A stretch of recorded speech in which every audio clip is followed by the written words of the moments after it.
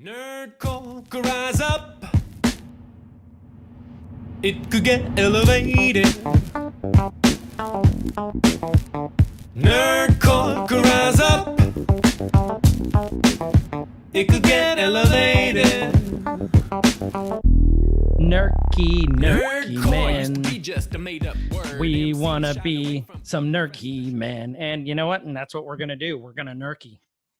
Nerkie all over this thing. I just Nerkied, and then I needed a rest for about 20 minutes. You get a I Nerkie, just you want get a to- Nerkie. All the time. Nerkie all the time. That one wins. We have a Um, wiener. we have a wiener. We have a wiener chicken diener, and welcome to Every Man's Guide to Nerddom. We are two 30 to 40 something year olds who talk about pretty much whatever we want. I'm Chris. And I'm Kyle. You guys might know us online from the Twitches as K-Sig. That's me. And Guyver. It's Chris. And with That's us me. again as we're going through meticulous detail on WandaVision. Justin. How are you, sir? Hi. You look so... I'm good. Hey, Hi. guys. Hey, hey. Hey. I'm good. I wanted to let you know I didn't get any messages about what I should put on the back of my sweatpants, so I didn't. But Dang it. I had my I duct forgot. because then that's how we bedazzle stuff is we just duct tape it. So I had my duct tape ready, my sweatpants, but never got a message. So That's hot. Maybe we save That's real save that hot. for the finale. Something big. I'll throw it out are you there. calling my ass big? Because thank you. No, it'll Hey, be, if the it'll be sweatpants fit. our Magic Mike WandaVision dance. Mhm. And Noise. that's when the podcast was canceled forever. And, least the video or portion. was it? Or was it? I'm telling you, really need to start a fans or OnlyFans site. It'll be called Only Stop. We Mhm. could get just hundreds of quarters, maybe nickels. Yeah. The more you A pay, the shiny less new I post. dime. So I know I said this last week, but holy shit. This show is getting better and better and better. Yeah. And Kyle sent us a text message about what time was it? 6:30? Roughly. Which I was already awake. Roughly. Justin was still in hibernation. Mm-hmm. 6:30 in the AM. That just said some in the AM, basically said, holy shit, this is a good one. And he is right. It did not disappoint. Like Mhm. at all. I was And thoroughly pleased. I think it I left confirms feeling- some of our theories. Go ahead. No, I was gonna say, I left feeling very satisfied, but yet yearning for more. Yeah, 100%. I think that's the best way to put Mhm. it. It confirmed a lot of our theories, and at the same time, I called Kyle last night because it disproved one, but I don't think it did. The more I think about it now, and we'll get into that when we get into the episode. I still think my theory is right on Reed. I thought about that whenever they came in. Right. So, So I'd be I interested. don't know. Okay. Yeah, it's and they've come out and said this week, we still haven't gotten the reveal. We thought we've gotten the big reveal, but we haven't gotten it yet. So I have a feeling they're waiting till episode 9 for that. This episode entitled, it's episode 7 of WandaVision, Breaking the Fourth Wall. Kyle, what's breaking the fourth wall? So the fourth wall is it's a term that a lot of people think it actually comes from the sitcom setup in universe, because when you're watching a sitcom, especially like 80s and 90s, it kind of stopped after about the 90s, but your basic typical like sitcom format is you see 3 walls of the house if they're doing an interior shot. You got, the back wall here, and the audience is the fourth wall.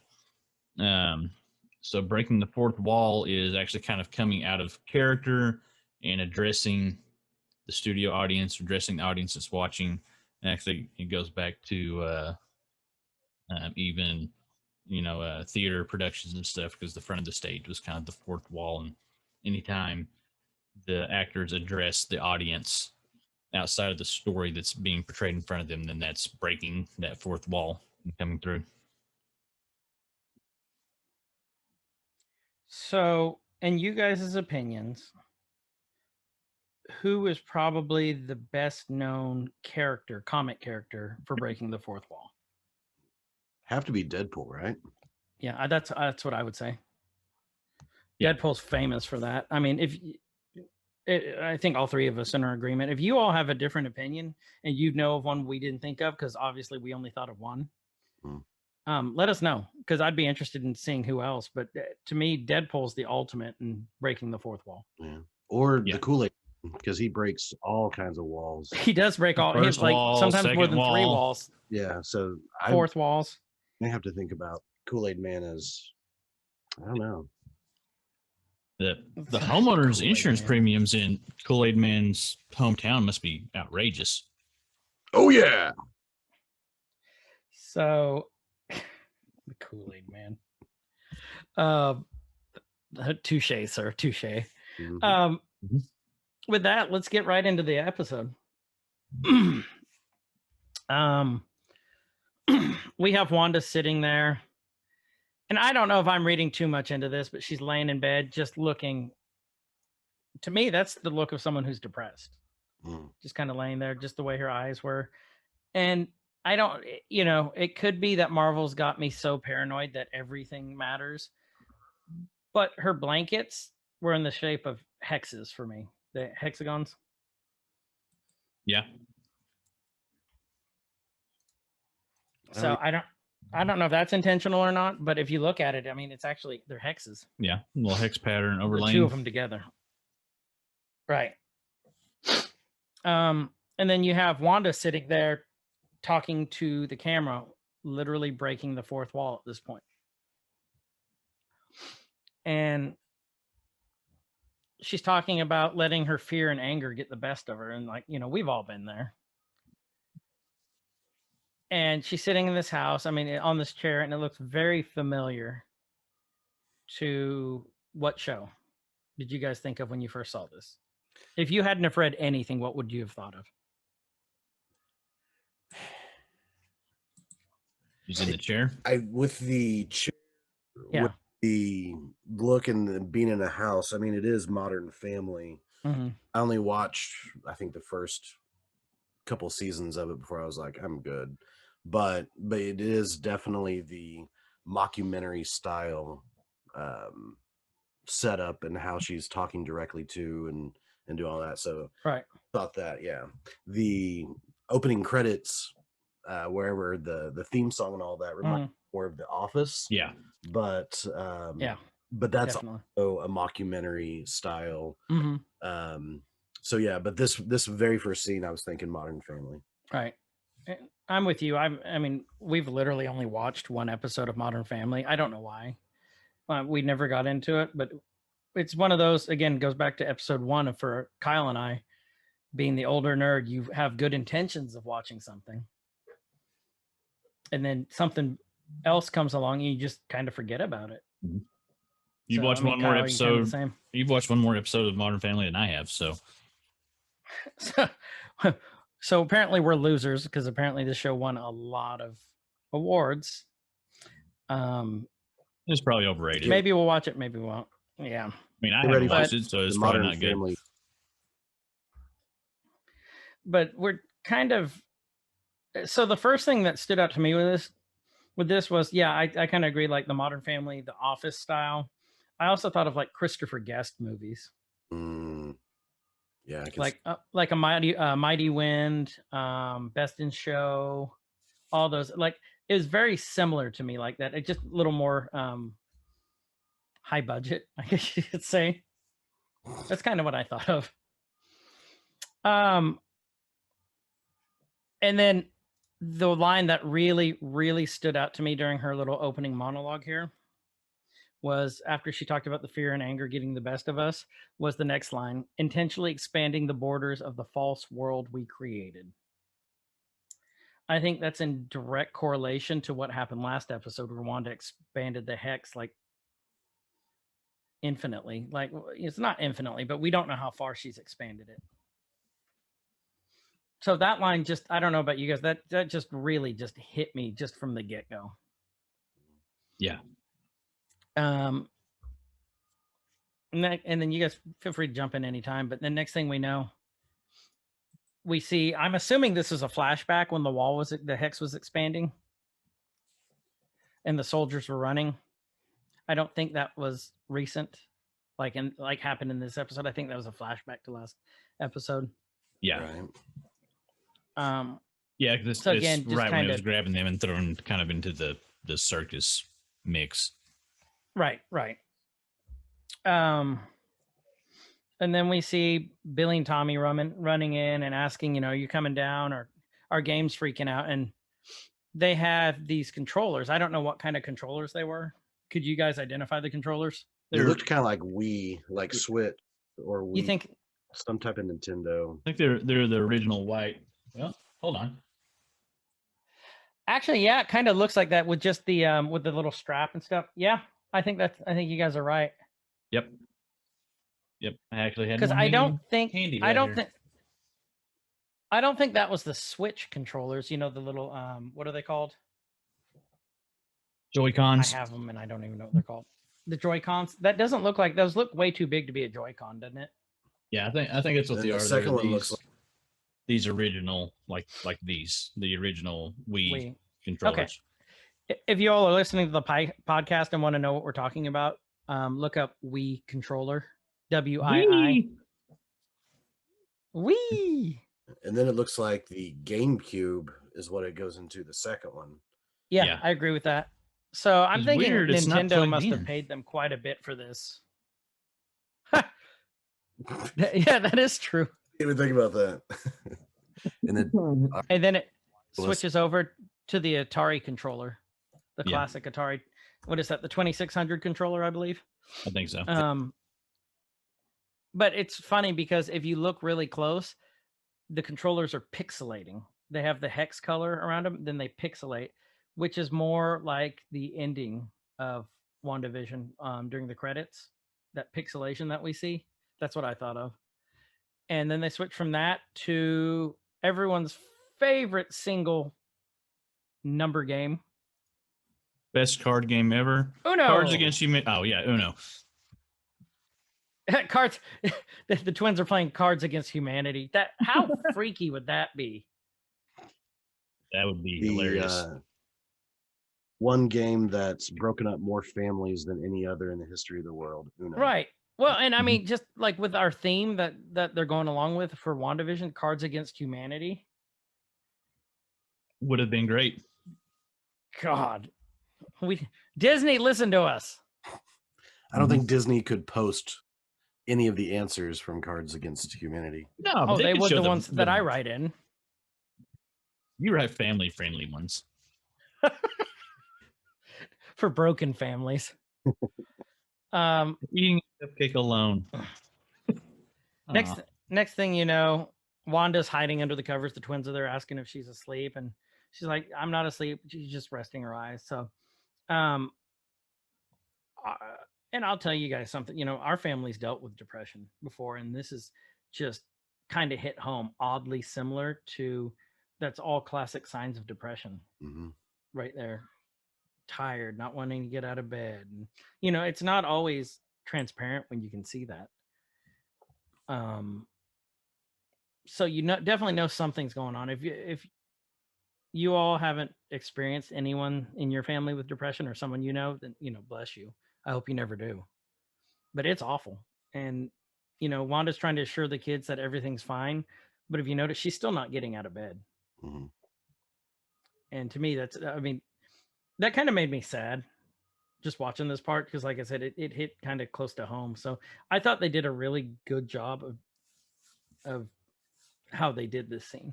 Yeah, and it adds a whole nother layer to the character and to everything that she's going through and reacting, and you understand why she's reacting the way she does because of that depression. Right.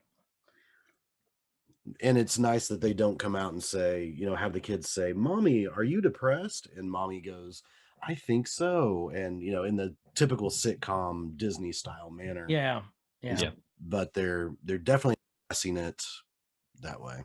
Right. And I like how you put that, because I didn't even think about it that way, because sitcoms don't always shed this kind of stuff in the best light. Mm-hmm.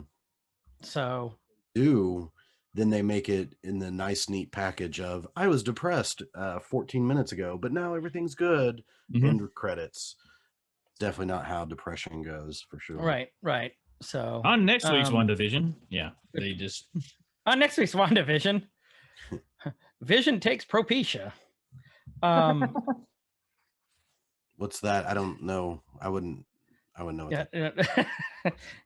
Just look it up. you know what? Oh, okay. You know what? I May don't cause even, oily discharge. is it noon yet? Because I don't even want to hear about you and all your hair. That was in no way directed at Kyle, but in every way it was. So there you go. So if you heard that squeaking, that was Kyle's bottle of whiskey, if you're not watching this video. And the answer is no, it's not noon, but it's sure it's noon somewhere. I'm going to wait 15 more minutes as of time of recording. Have another one, Your Honor. When noon o'clock hits, I'm really excited for the What was that, Justin? end of this episode whenever we get to see Whiskey Kyle.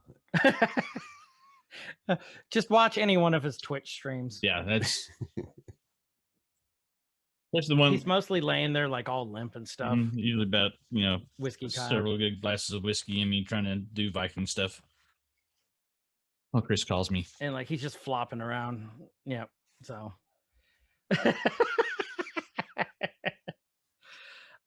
then we have Billy. Was it which one's Wiccan? I can't remember right now. Is it Billy or Tommy? It's Billy, wasn't it? I believe it's Billy. Speed is Tommy, Billy is Wiccan. Billy is Wiccan. And Billy's how I Wiccan. remember that, Billy is like William W. Wiccan. You got it. You'll never forget it now. I like that. Yep. I like that. William Wiccan. William Wiccan. So I like. Well, and if you look too, like Tommy kind of has the Pietro hair, long hair, like meant for flowing, like Justin-like hair when he's running. That never happens, by the way. Okay, so I wasn't gonna say that, but if you're gonna just throw that out there, Justin has to stand in front of the fan to get it to blow. Mm-hmm.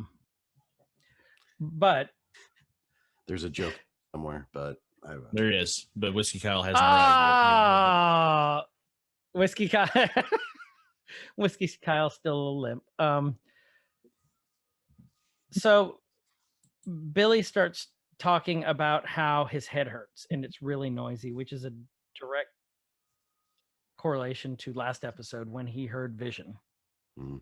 And that's one thing I don't think we ever addressed. How was he able to hear Vision and Wanda wasn't? Because Wanda supposedly has, well, we know she has telekinesis and like mystic powers, the hex powers. But I would assume that she also has, in this universe at least, telekinetic to be able to control these people like this.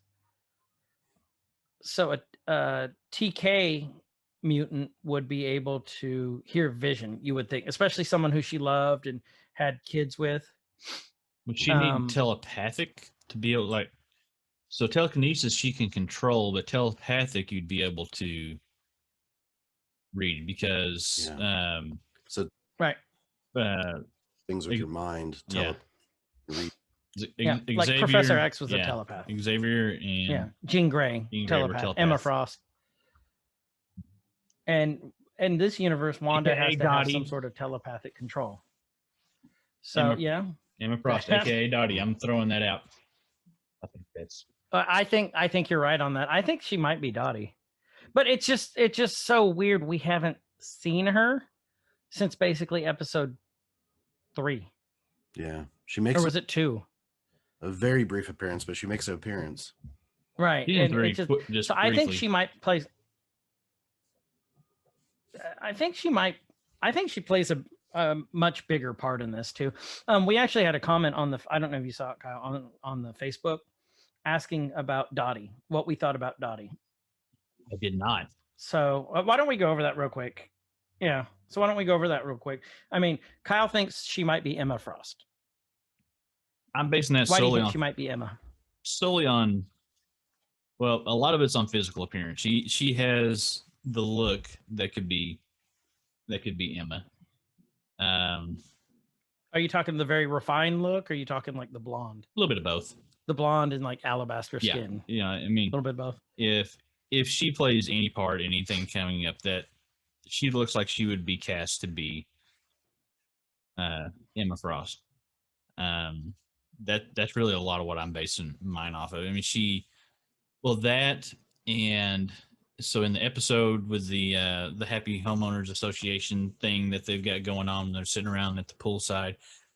she also seems to be she's very influential over that group of women, and so that could be some of that telekinesis and telepath power that just kind of showing a little bit there, and some things. I mean, we'll talk about a little bit later, but I think that she may have been hiding out. She may her or Agnes may have been the one that Wu was looking for.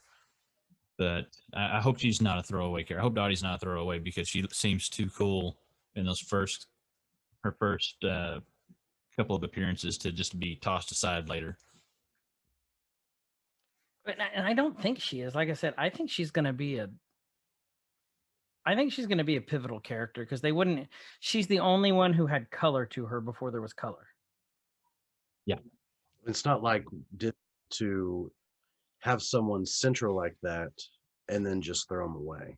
Right. And so, we've talked about it many times that Marvel/Disney are very careful about small little images and things on the wall, and so much that having something major, like having a character that has major speaking parts, and the first color that emerges, all of that. I mean, there has to be something there.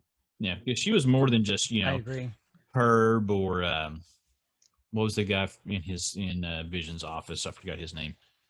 The one that he originally broke free. Oh, what is his name? I forget. John. I forget. It was But all those characters were we'll call him coworker. Coworker 1. So all those guys were all those characters were explained, not explained away, but they were explained, when they had the roster of everybody with their driver's license and backgrounds and things. So you have a good background for those. But Dottie wasn't on the board, if I remember right. Agnes wasn't on the board. We'll get to that. Right. And so there's something with Dottie. There's something about Dottie. There's something about Dottie. So do you think it's okay? So, well, we're not going to talk about Agnes because we're going to talk about her later in the episode. A lot. But do you think that there's 2 different power sets going on? Could be. Mystic versus mutant? Very possible.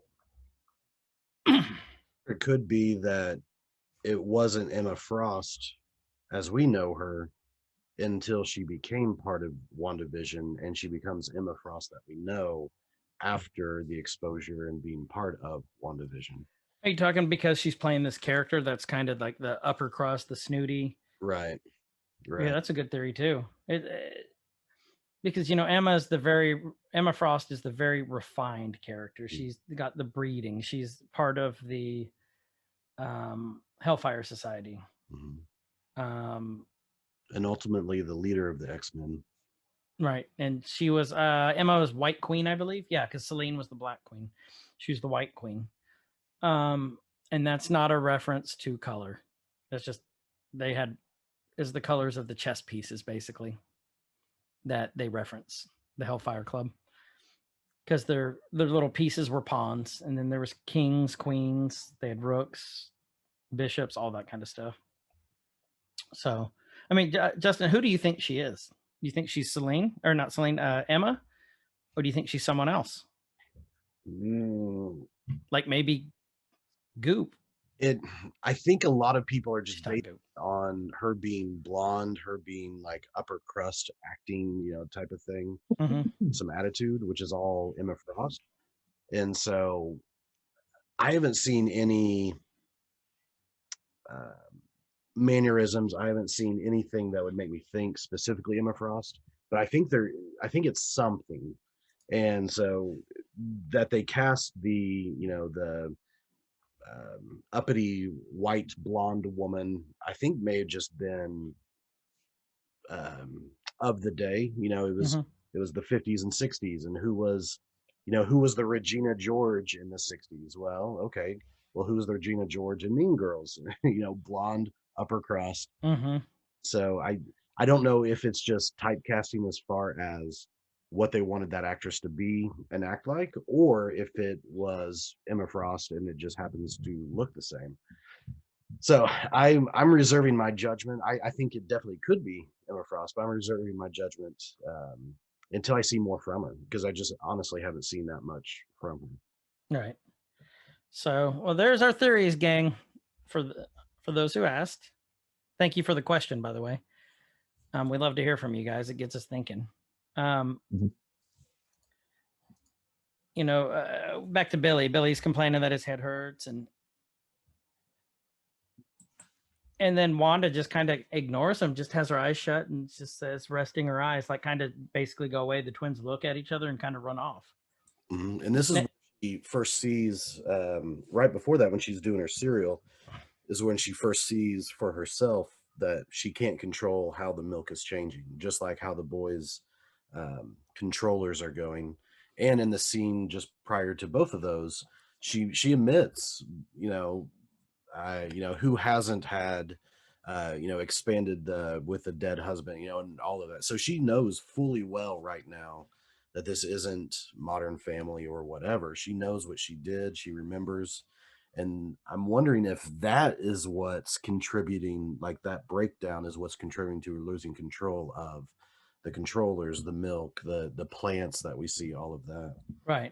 Because she's really coming into, as she's gripping with that reality, she's also gripping with the depression, and that depression directly leads from her realizing everything that's going on. Whereas if you looked, those first several episodes, she wasn't depressed at all. I mean, she was happy, she was bumbling around, it was yay. And so I'm wondering if all of this convergence of reality hitting, depression hitting, and that just makes the reality hit even harder. And it's just this downward spiral now that she can't control even the almond milk to stay like regular milk, or all of that. Right. Do you think this whole fourth wall breaking thing now that came about in this? So this comes about after, she's made contact with outside of the Hex twice. She knows at this point, which I don't think we can see in now, but that she knows she's being watched. She knows the events are being watched. Do you think she's trying to reach out in some way to whoever? Cry for help? Yeah, it's her cry for help, which would be very fitting for the breaking the fourth wall. Yeah, whenever I think it could be. WandaVision credits, I think what you're saying in one of the scenes of the WandaVision credits, the Modern Family style, office style credits, I think one of the freeze frames definitely informs that idea. So when we get there, I'll pause it and tell you. Okay. Wanda, basically, she's getting out of bed and she throws back the covers, and she's still in her what's that? Is that a brassiere? Or a corset? Like the Scarlet Witch costume from the night before. Yeah.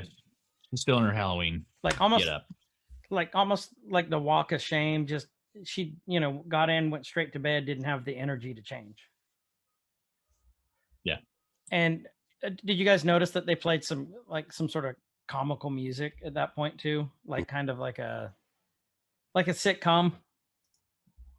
I thought of like Curb Your Enthusiasm when they kind of played that music.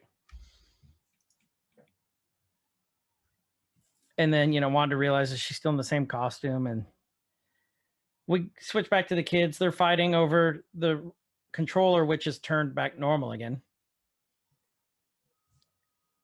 So something's going on. We just don't know what. And Wanda comes down, doesn't really say anything to the kids, just kind of puts her hand up. And the kids just kind of shrug, and she goes to the refrigerator. So do you guys think she opens it? There's the almond milk. It's the Westview Dairy, which has been consistently in every episode as well. Do we think that this Westview Dairy plays a sinister role in anything? Or it's just the milk place? We just I think it's just the milk place. continuity thing. I did notice Kind of keep it the same. Yeah, that apparently Westview has a Walmart, because I noticed the Great Value apple juice in the back. And there's more. Oh yeah, there is in there. There's more actual name brand stuff in the fridge this time. I mean, you have the Great Value stuff. You have Canada Dry Ginger Ale. You have Maxwell House coffee, and so looks like probably Diet Coke up there. But there's like actual real life name brand stuff, not WandaVisionized Westview products. So that could go into the sinister. Great Value, owned by Walmart, very sinister. Westview. I mean, I see where you're There it going. is, the whole thing. We just cracked it. I think But we'll all still shop at Walmart. some sinister ideas with the dairy farm, especially if you ask my wife about when I eat dairy. It's very sinister. Woo! Jimmy, woo! Woo! Woo! So Wanda's, basically making some cereal, and she's listening to the radio. She's doing this. Did you guys catch the name? What the radio station was? WNDA. Wanda. Nice. I did not catch that. And then they're, like Justin was saying, the milk carton's changing. Did you notice notice what the cereal is called, right? Sugar Snaps. Mm-hmm. Did you see what their mascot was? Freaking clown. Yep, it's a clown. Yeah, I'm not fond of that. I think that goes. No, I'm not either, but I think that goes in with the whole theme of what happened to the sword agents. It's all a big circus now because she's losing control. Yeah. Right. And then I could not. I tried pausing it so many times to figure it out. If you look on the back of the milk carton, there's a picture of someone and it's missing, but we never get a clear view of who it is. Ooh. And it's some little boy, some little child. I paused and went back and forward and tried to figure it out. And it covers up any name. It just missing and has the picture of a boy, probably 2 years old, 3 years old, something like that. So I'm wondering if that's something to do with Pietro. That was my first idea. Was whoever Pietro is was done something like that, even though there's a huge age difference in that. But we haven't any other males, especially boys, in the show yet. So I couldn't figure that out. Kids do have a tendency to age up. So yeah, and I don't know. I'm at a loss for this one. I can't figure this one out because the clue's there, but there's not enough to give us anything else to go on. Obviously, it means something. We just don't know what yet. Again, she puts the milk down, then it goes to like the 50s milk in the bottle.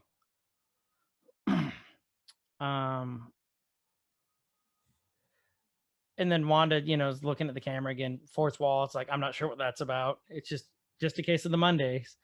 And she chuckles and then said, am I right?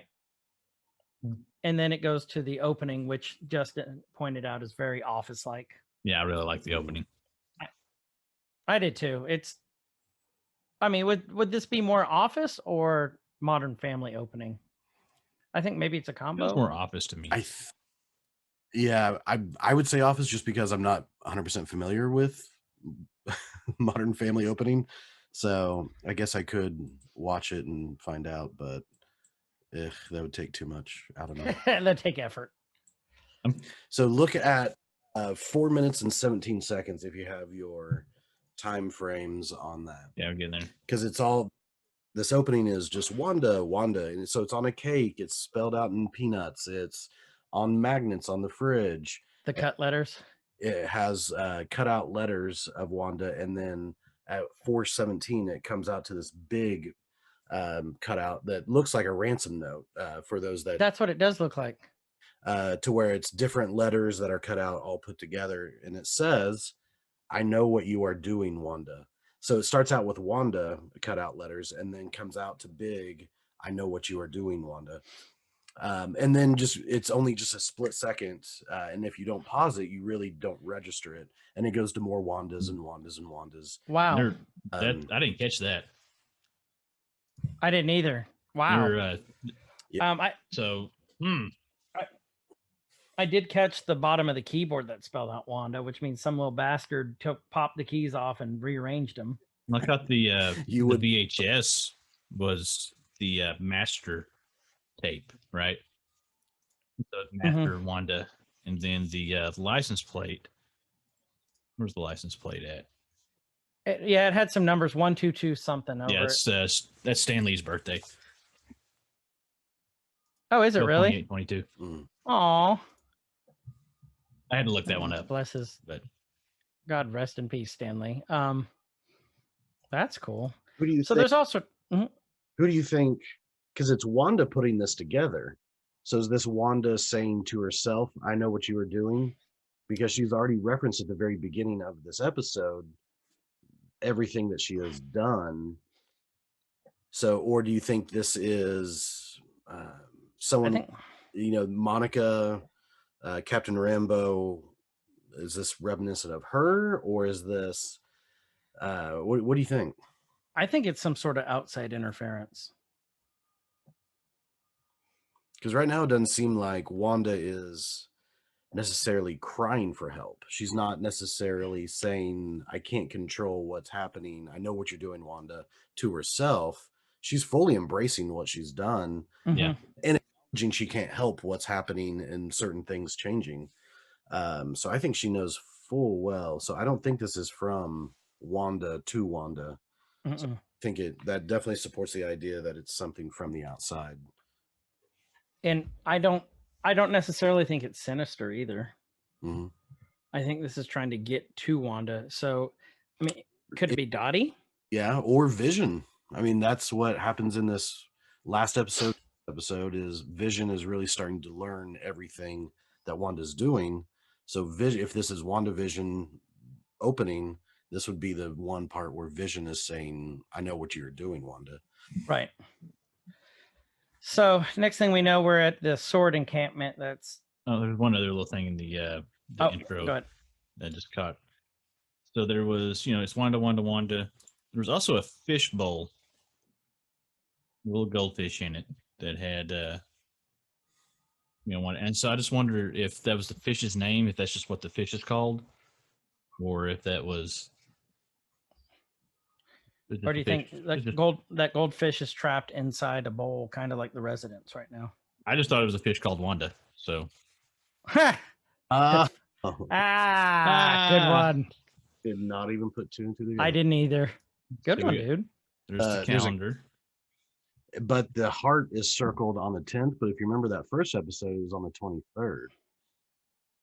Don't know if that means anything, but it's interesting. I got something with that. I'm glad you. Well, possibly. So we're told 9 episodes, right? Or 8? 9. 9. I think so, yeah. Because we're on 7. There's 2 left. I've read several times that there may actually be, and I think we may have brought this up, an actual 10th, like a secret episode. Yep, we brought that up last episode. There's rumored to be a 10th episode. So take that for what it is. It makes sense that because what the next show that's up is Winter Soldier, Falcon and the Winter Soldier, and there's a week layover, if you will, or 2 week period in between the last episode of WandaVision right now and the episode then. So if there was a mysterious 10th, that means that there would be new content every week. Right. Yeah. And there's been talk That- about that with documentaries and things that are coming out this week. Like Marvel's kicking out something every week this year. Mhm. For the rest of the year, which means Nerkies forever. Ah, Yeah, you bastards don't sound too depressed about it. he Did just you checks even- out. Yeah, I know. Wait. Kyle, did you even wait till noon? It's 12:09.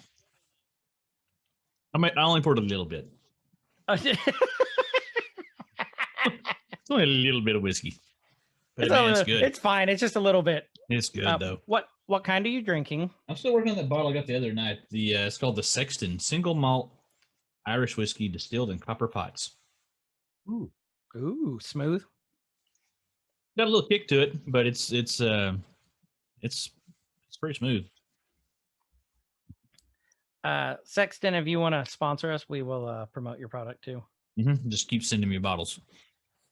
That's all he needs. That's all I want. So, from there we look, and we hit back to the Sword encampment. It's 8 miles outside of Westview at this point now, where before they were literally like hundreds of feet outside of Mhm. the hex. Where does it look like? What does their setting look like where they're at right now? The city, or where No, they're at? Where they're at, where they're set up at. It looks like rural Oklahoma. So it looks like to me because you got rolling hills, you got Yeah, it does. You have Got it. you have feed silos, which you would Mhm. find on a Farm. possibly a dairy farm. Oh, God! oh! I was Boom. flipping. I was throwing it out there, and I was wiggling it around, flipping the little lure. I'm like, come on, just take a little nibble, Chris Fish. Hmm. And Chris Fish was just like, "What? What? Huh? Squirrel. Ooh. Squirrel?" But yeah. Oh, yeah. That could be the dairy farm. Hmm. I'm just curious, why is there a reason from the lore and stuff that New Jersey would be important? No. Okay. Oh yeah, there's cows. I mean, there's lots of stuff that happens in New York, New Jersey area in the comics, but you're also talking like 60 plus years of history. So, I mean, pick something. Yeah. So yeah, the next thing they're sitting there, there's a lady standing in the road looking at the hex, and you see cows. That's the dairy farm. Calling it. Call it. Well, and then, Commander Richard, Director Dick. Director Dick, asks what's happening with the broadcast, and the scientist lady, we think she's a scientist who happened to be with him in the car last time as they were escaping. She said, "Dead air, the signal's gone," which means they don't know what's going on inside right now at this point. And then he said, "Make sure the team has everything they need. We launched today." So he's planning something. We don't know what, but he's planning something big. And then I don't know if you guys caught it, but the hex looks even more ominous at that point too. And you it can actually. What was that? looks like a hex. Yeah. Yeah, that's what you're gonna say. You can see the lines. You can see the Where angles. before you couldn't. And I thought, if you noticed, the clouds over it were just freaking awesome too. And if you notice, it was only over the hex. So yeah, it looks like the clouds are in the hex as well as, so it's all encompassing weather, everything inside this. Right, because the rest of the sky is blue when you look at Director Dick over his head. Tyler. Mm-hmm. Yeah. Next thing you know, we see Vision on the ground waking up. This is one of the most terrifying scenes in the whole show for me. It really is. He sees all the clowns. He sees all the converted sword agents. And Vision's just sitting here going, "What on earth is going on?" Then he has a the strong man. And isn't this the guy who was the number 2? That guy who's the strong man, wasn't he the dude that watched Darcy pick up the computer? He was her handler, basically. Yeah. Okay, Yeah. and that's him. And he's still a dick as a strong man. With that slick back hair, thinking he's cool. Yeah. I do like the He's- onesie, though. You like the Like what? The onesie he's wearing, Yeah. Oh, like Are a you gonna get one? singlet. I do have the Borat style mankini, so maybe with just a little bit of tweaking, that I could do that for sure. you're going to That add some is- material. Definitely. Nah, But I don't- everything at the circus is of a different time frame than the rest of Westview right now because the vehicles are Yep. older. This is like a 1920s circus. 18 not wouldn't be 1800s. Turn of the century circus, 19. But I'm thinking like roughly 50s, 60s. Just You because the think? model, the model of the truck and the cars are 40s to Look at the 60s, car 70s. Darcy's in front of. That's definitely not a 50s. Oh yeah, 60s. that's old. I said Yeah. the newest looking one's probably that Dodge truck. But it made me If you look, all of the straw outside. It made me think of a little bit of American Horror Story whenever they did their circus, their Yeah. carnival, and also if you guys ever watched yeah. The hell Yep. with that season. But yeah. the HBO show Carnival, if you ever watched that, Yes, love that show. very much a feel of that as well. Yeah. So that car that she's in front of is definitely a fire truck. You can see the ladders, and if you look behind her, here's what I didn't get. It looks like a sticker on the grill of the modern fire. I don't know a lot about firefighting, so I can't tell you if it's changed that symbol or morphed over the years, but it's on right above one of the headlights. hmm And again, Justin brought this up. We see Darcy. She is the escape artist, the escape woman. And she's sitting there in chains, very Harry Houdini like, with handcuffs and everything. She wanted to be Harry. She did want to be Harry. Then she's talking to the camera and she says, I didn't want this gig, to be honest. And she said, it doesn't really speak to my skill set. So I think in some way she's still Darcy. hmm She's still in there, like that quick wit and that sarcasm. She's still in there, which means Wanda isn't. To me, this shows that Wanda has expanded it so much. Now that we see this going along with the melt, like maybe she's too expanded right now. She has her conscience over too much right now. hmm It's kind of what I thought. Let's try to look up stuff on that cross. On the fire. Yeah, it's like a variation of the Maltese cross, which has been around forever. But And then of course the very Marvel putting in for excuse me Marvel putting in a joke, Darcy put in for the bearded lady, but this alabaster complexion wasn't fooling anyone. Just the Marvel jokes. Then we see Vision. Do you guys remember what happened in this scene? What she said to him? Called him a creeper. She called him a creeper.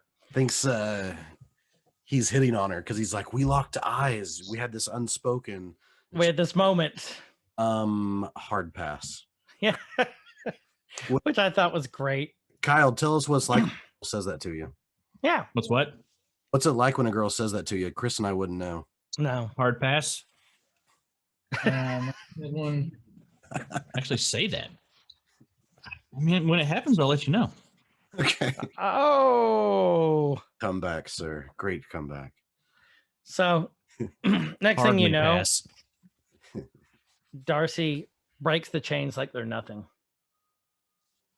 Like the handcuffs, the chains, just everything. They just kind of come off, which is awesome, which I think shows her skill set personally. hmm Next thing you know, we're back in the house and Wanda's asking, have you guys seen your dad? And Billy asks, do you want to look for him? And What did she say? What did Wanda say? If he doesn't want to be here, then I can't. I don't want him. I don't want to make him. Or if he can't be here, it's his choice. Something like that. Yeah. Doesn't want to Right. be here. There's nothing I can do about it. Which means this is the first sign that there's trouble between Wanda and Vision. This episode, we know that there's been friction in the past couple episodes, but this is the real first sign that something's actually wrong. And to me, at this point, this said to me, she's pissed at him. She doesn't want him home. I see what the kids were playing. If I can pause it right. But I mean, she did expand the hex to save him. So I Right. don't think she necessarily has ill will, wants him never to show up again. But in typical relationship style, you're not always going to agree with what the other person says or does. So I think it's just showing another layer of the relationship that they have. So, any idea what that game was? I'm trying to. My pause the frame game isn't as good as it used to be. Space. Looks something. like it's some space game. Looks very generic. If you guys know what it is, It's probably the TIE fighter. What's the squad Rogan or Rogue Squadron. Rogue Squadron? It has to be something Disney, of course, so yeah, X-Wing. X-Wing Rogue Squadron. looks like they're having a really nice 5-day forecast though. Yeah, it looks great. I would love that forecast. So there's a slight chance of clouds. Okay. The Carry next on. thing you know, the twins asked, Billy asked, and is it me or is Billy the one who's always asking questions? You never really hear Tommy asking questions. Tommy doesn't give a shit. He's happy just to be wherever. Billy, Tommy don't give a shit. Tommy don't give a shit. Tommy don't care. Tommy's Tommy's basically the honey badger. He's the honey badger of the Maximoffs. I said, Uncle P said that thing about re-killing Dad. And this is a pivotal line, I think, in this episode. Very. Is when she snapped at them and said, don't believe anything that man said. He is not your uncle. Wanda knows on some level. And I think she was suspicious last episode. But this just kind of cements it. Yeah. And that she really didn't know, and she did not bring him back. So there's another force that's out here at work. But we just don't know who it is or what it is, what's going on. It shows how powerful that force is to have basically an imposter come in, and she didn't immediately boot him out. Like, she went along with it. Right. I mean, they had some conversation, and so that's a pretty strong force over her, whatever is causing that. Right. Probably not Mephisto, but hold on. There's no Mephisto. We'll get there. Mephisto, So no. Mephisto, yes. There are a couple signs to that. When we get to there, I will point them out. Shocker. You shut your mouth. You shut your beautiful mouth. Wanda's telling the boys, you think that your mom, to us, your parents have all the answers. That's always the thing with little kids. And Wanda's breaking another wall, telling the boys, I don't have any answers. I don't know what's going on. Which means everything's she's losing control. I don't know if this is a metaphor for she's losing control of her reality or her grasp on sanity. I mean, it could be both. Yeah. She's having that classic mom breakdown moment, which I'm sure we've probably all seen. Either with our own moms or, kids' moms or whatever. Like, you see that breakdown. As a kid, it's kind of spooky. She's like, oh, mom's losing her shit. Something bad's going to happen. We need to, I'm going to assume Billy probably knows to give her some space. Tommy is probably not going to really help the situation any at all. Creepy Tommy. Tommy And don't it- give a shit. Anyone that has kids old enough to ask questions has been in this position to where sometimes you break the fourth wall as a parent. You know, Mhm. you have this idea, or the kids have this idea, and you kind of have this idea of, I'm going to project this image of strength, of knowing, of love, of all of this. And sometimes we have to break the fourth wall and just be like, I don't know. Yeah. I have no clue.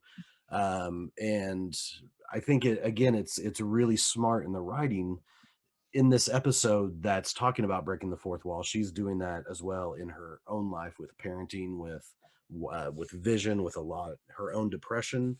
And so I think it just shows the even deeper idea of her breaking this fourth wall and what's doing to her mentally. Mhm. Yes, I mean, we got kids. I'm sure we've all been there where you finally hit that little breaking point of where you have to kind of not necessarily shatter that illusion, you know, because your kids look up to you and they think that you're this all knowing whatever up until they're almost teenagers. But you finally hit that moment where you have to be like, I'm sorry, I don't know why clouds are called clouds. I don't know these things, you know, and We've all been there. yeah, If you haven't been there, you'll get there. you'll get there. You'll get Just there. hang out with any little kid for any given point in time. Or Chris. Or me. Chris. Why? I've disappointed Chris so many times with the lack of Why? things he thinks I know. Why? Can I block him? Can I? Why? Nope, I can't mute him. I can't block over him. Why? We're just. Why? I'm twitching right now. I'm getting a twitch. Daddy, Chris, stop. Oh, so the next thing you know, Wanda's kind of having that breakdown. She's like, maybe I went a little too dark there. They'll be fine. You know, one of my favorite lines from this was Vision's made of vibranium. They literally inherited tough skin. It was awesome. It was great. I mean, that's not what the vibranium does when it comes to emotional, but it was still a great line nonetheless. And then Wanda sits down and does the doorbell ring or did someone knock? I think it rang, didn't it? Yeah, and she opened it with her powers. Yeah. Tommy's little bastard, I don't give a shit, spread to Wanda, and she didn't care that her powers opened it. Yep. And then she said, "Hi, Agnes, come in." She knew it was Agnes from the get-go. And then here's another sign of depression. I'd get up, but I just don't want to. And she started laughing and kind of dropped the remote. And then Agnes gives that very classic sitcom look where, the ha ha and looks at the camera. And then I heard, so Agnes's lines were on point with this episode. Like, I'm glad I got there when I did, because she was one split in away from cutting her own bangs. Like, I loved that. Such a great line. And I love Agnes. I love her character. She's not wearing a brooch either. Just No. got like a Fitbit But on, it's- looks like. I wonder if it's in the Fitbit, It's probably the 'cause clock she's always face. got it on her. Yeah. It's probably the Sweater wallpaper for watch. So it Oh. could be on her shirt, even and with her sweater over it. Right. And then she said, come with me. And Wanda's like, I get an afternoon alone. She's so happy. She's like, boys, just go, I'll be fine. Just go with Agnes. And Agnes goes, I promise I won't bite. And then here comes another classic Agnes line when she looked at the camera. She goes, I actually did bite a kid once. And then just does that smile and Yes. looks at the camera. So I thought that was great. I love that Yeah. line. I did too. I just thought it was funny as I hell. mean, I don't know about Justin, but I love anything Agnes. I can't speak for him. Right. But you did call dibs last episode, so I'm backing off. I did. Because I called dibs on Wanda in her Scarlet Witch outfit. Mm. But I think that I'm trying to If rethink my we- dibs though. But when we get to the end of this, well, I was gonna say if our speculation's right and Agnes is who we think she is, then the eating of children is very much the biting and eating of children is very much within the lore of who our speculation of Agnes is. Mhm. And so I thought it's pretty telling leading up to the end of this episode. which would also mean she's a lot older than we think she is. Which means like early bird specials, discounts Well, on we think car she's insurance. Agatha. I If we think she's probably Agatha Harkness, yeah. yeah. I'm gonna keep my dibs. Because well, in the lore, Agatha Harkness was one of she survived the Salem witch trials. Mm-hmm. So I mean, what's that put her 400 years old at least? Yeah. Um, All Which kinds is of the senior two, discounts. the two things they love to eat are children and Eye of Newt. I got that in my shake. Not sure. She's down at the local Westview Herbalife, asking to throw a little Eye of Newt in her shake so she can plow through the day with all There's a kinds of great- energy. Yeah, there's a great Simpsons where the Bouvier sisters, Patty and Selma, witches, and they ran out of Eye of Newt, and they're like, always Eye of Newt, everything's Eye of Newt. So I remember that. That's one. awesome. good Simpsons throwback there. I don't know. So that basket that's behind Wanda, I couldn't tell if that's a printing or if that's like some sort of wicker basket, woven. And of course, I'm reading it because we know that this directly leads into Doctor Strange. Mm-hmm. And Doctor Strange has the Crimson Bands of Sidorak. And that's what he used on Thanos. So I didn't know if this is like intentionally saying, this is like a mystic, like Easter egg, or if it's just literally just a basket that's woven that they put in there because they thought it looked good. Yeah. That's kind of what I thought. Or it could be that Billy made it because he's into wicker, so he's going to later explain Because he's Wiccan. could be. It's a Wiccan You're right. basket. There you go. Hey-o! Heyo, Hot take. Jimmy, woo! So then they talk about like Agnes talking about there's not a mole on her body basically, and starts pulling up her shirt, and then Wanda just looks just frightening. Yeah. Frightened. Says, if there's anything I can do for you, and she goes, oh well, actually I've got have the suspicious mole if you could look at, and that's that look. Well, and is that the witch mark? Because if you go by lore, witches have that birthmark. It's a witch's mark. Ooh, didn't know that. Yeah, if you go by lore. But then I thought this was really interesting when Agnes just looked at it and goes, boundaries. I get it. Like there's certain boundaries that you don't want to cross. Mm-hmm. Is that a metaphor for the show? We'll find out here. Or the hex itself. The hex. Right. Yeah. Agnes takes him out, and then she's talking about, if one of you could take a look. She's trying to get the boys to look now at this point. Justin would gladly be like, I'll look. Mm-hmm. Mm-hmm. Molly. And then Wanda's watching TV, and then the plant and the fireplace start changing. And the chair and the TV too, wasn't it? Yeah, and the TV. Like everything starts going. And if you notice, even the TV announcer, the reporter, changes too. She changes everything back, and she keeps going, I'm fine, I'm fine, I'm fine, I'm fine. She says, I'm fine, like 8 times. I thought it was cool. You could see her reflection in the TV when it changed to the older timey TV. That was awesome. Next thing you know, we see the sword vehicle changing. And it's Jimmy and Monica. And he said, hey, she was right.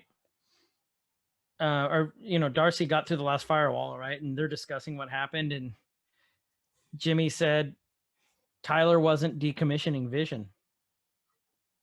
He was trying to weaponize him. He was trying to put him back. Which could lend backing to my theory that maybe they're trying to turn Vision into a Sentinel. Mm-hmm. Maybe they're trying to bring Ultron back. So Wanda stole Vision back, and now 2 and 2 come together of why Hayward wants Vision back so bad. He wants his weapon back. He wants his living weapon back. Mm. So I thought that was, and then Jimmy's immediate reaction is someone has to tell Wanda. They're not worried about her state of mind right now. They just wanted to tell Wanda at that point because they hate Director Dick. Mm-hmm. You think there might be more going on here? Okay, so Vision doesn't remember anything. Right. Wanda, we assume that she remembers, but she's never has she made any references to life before Westview other than anything that just made it seem like she knows what's like she has past memories other than she loves Vision and she wants to be happy. Yeah. Well, last episode. Yeah. the Okay, Pietro- yeah, she did with Ultron and all that. Okay, never mind then. Mhm. Scratch Yeah. that theory. And then, And yeah. episode 2. yeah, the Pietro and saying, "Do you remember when?" And he said, "Hey, you're testing me, aren't you?" Yeah. Okay. And the Halloween costumes and all that. Yep, that went off on a thing. Okay. So they pull up and Monica goes, we're here. And they're there to it's Major Goodner. That's who they're meeting. So I did cry because that was not Reed Richards. I was going to ask, how excited were you seeing them pull up to this makeshift I got camp? goosebumps. I had goosebumps. But here's the thing. So when we get through this part here, I'll tell you, but I still don't think, I think Goodner was just delivering this. I don't think she's the engineer. I think we've still yet to meet the engineer, the mechanical engineer, the aeronautical engineer. I still think we might still see Reed Richards or maybe Riri Williams or someone, but I think it might be Reed. So I've still got that hope, that possibility. You hang on to that hope. I am going to hang on to that hope. Because then I'm going to rub your face in that hope if I'm right. I hope you're right. My hope is I hope you're right. If that happens, Kyle and I will be doing the Nerkie that week. So. Yeah, I don't think I can deal with the fallout of you not being right about this actual thing here. I will be sad. I can't deal with the sadness that would be coming. If Reed Richards and Mephisto show up in the same episode, like every 30 seconds, he'd be like, "Hey guys, I'm right? Hey guys, I'm right? And you know what it's gonna be? It's gonna be. I'm not gonna be able to get out of my chair for about an hour if I'm right on those.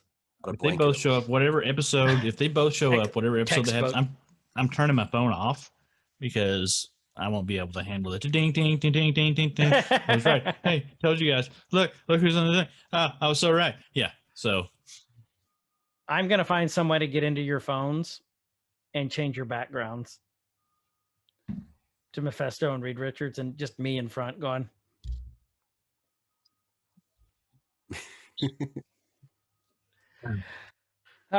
So they're talking to Major Goodson. It's Major Goodson, wasn't it? I believe so. Captain.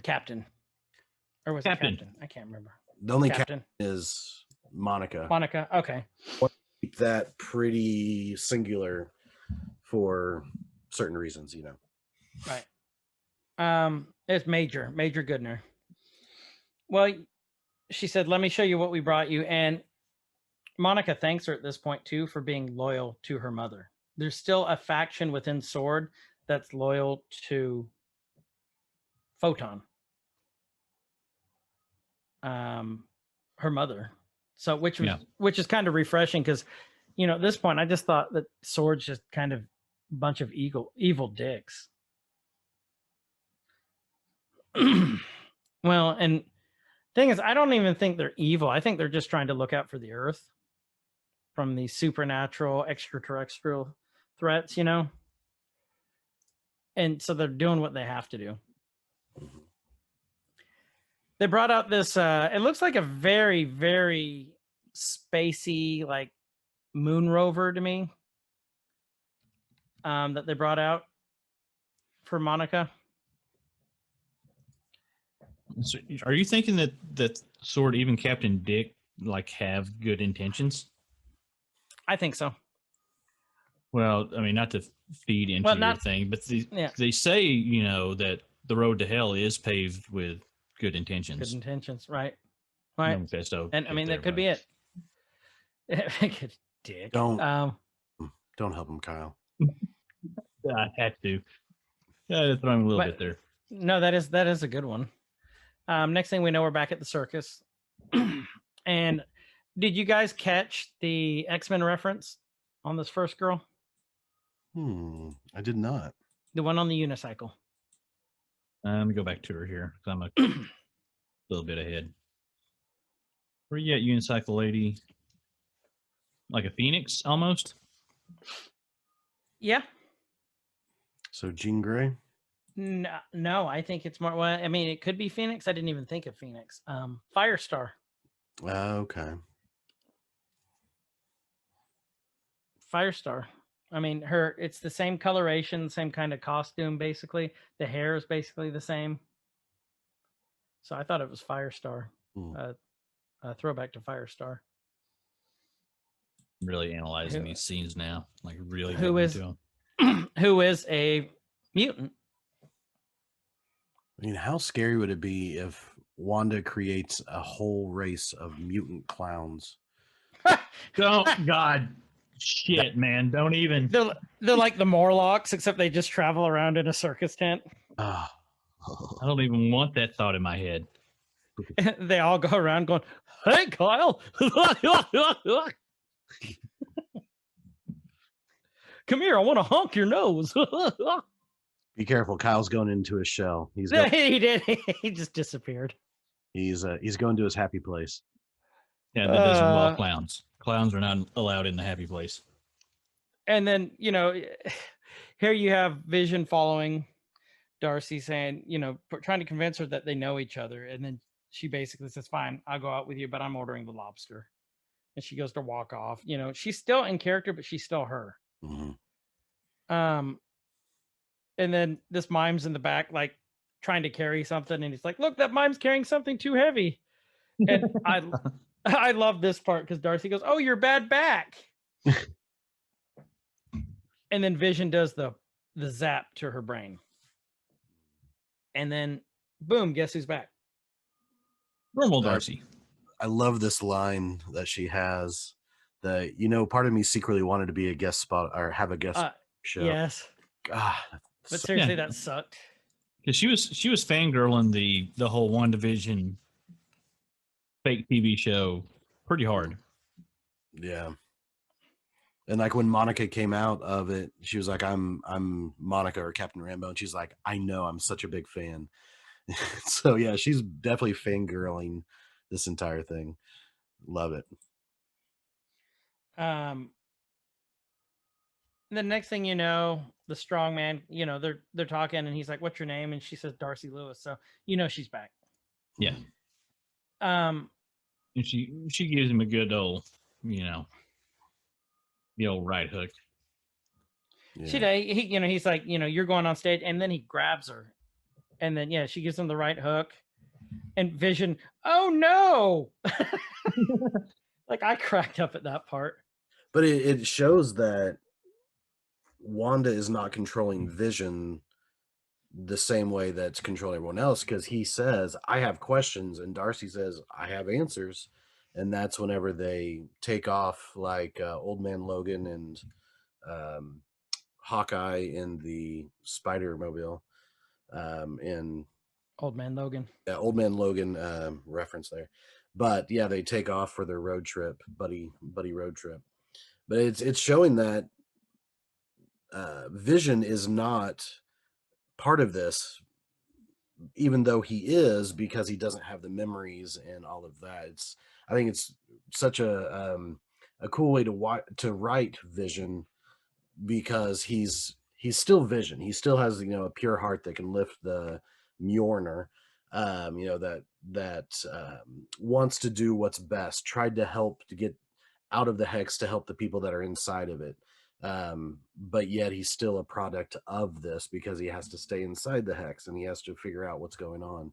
Right. And the question was, are my kids okay? So it's not about himself, but it's constantly about other people. So I love the way that they're writing Vision in this. Right. I agree wholeheartedly. Next thing you know, they drive off in the little corn dog mobile, and we see Wanda sitting on the couch again, just enjoying her time off. It was actually a funnel cake truck called the Funnel of Love. But Ironically, was also the name of Kyle's bedroom.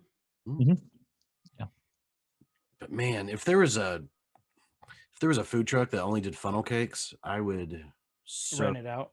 be there. Mhm. I would live off funnel cakes if I could. Which is amazing. I love funnel cakes. So Wanda's, smiling. Then the next thing you know, her house starts going nuts again. That everything in the house starts changing. We see hex powers. Everything starts changing. You see wallpaper be going up, and you can see through the house at one point. The stairs start changing back to like the 70s stairs. And then that damn stork's there. And then not there. And Wanda's sitting on the couch just literally saying, I don't understand what's happening. And you can tell she genuinely doesn't know what's going on and why it's falling apart. You think the stork just kind of disappearing is a little bit of foreshadowing for this episode? I do. So what could it be foreshadowing? Oh, we'll get there. Okay. We'll get there. So, and then all of a sudden, Wanda's talking to the camera on the chair again. And then all of a sudden we hear the interviewer say, do you think maybe this is what you deserve?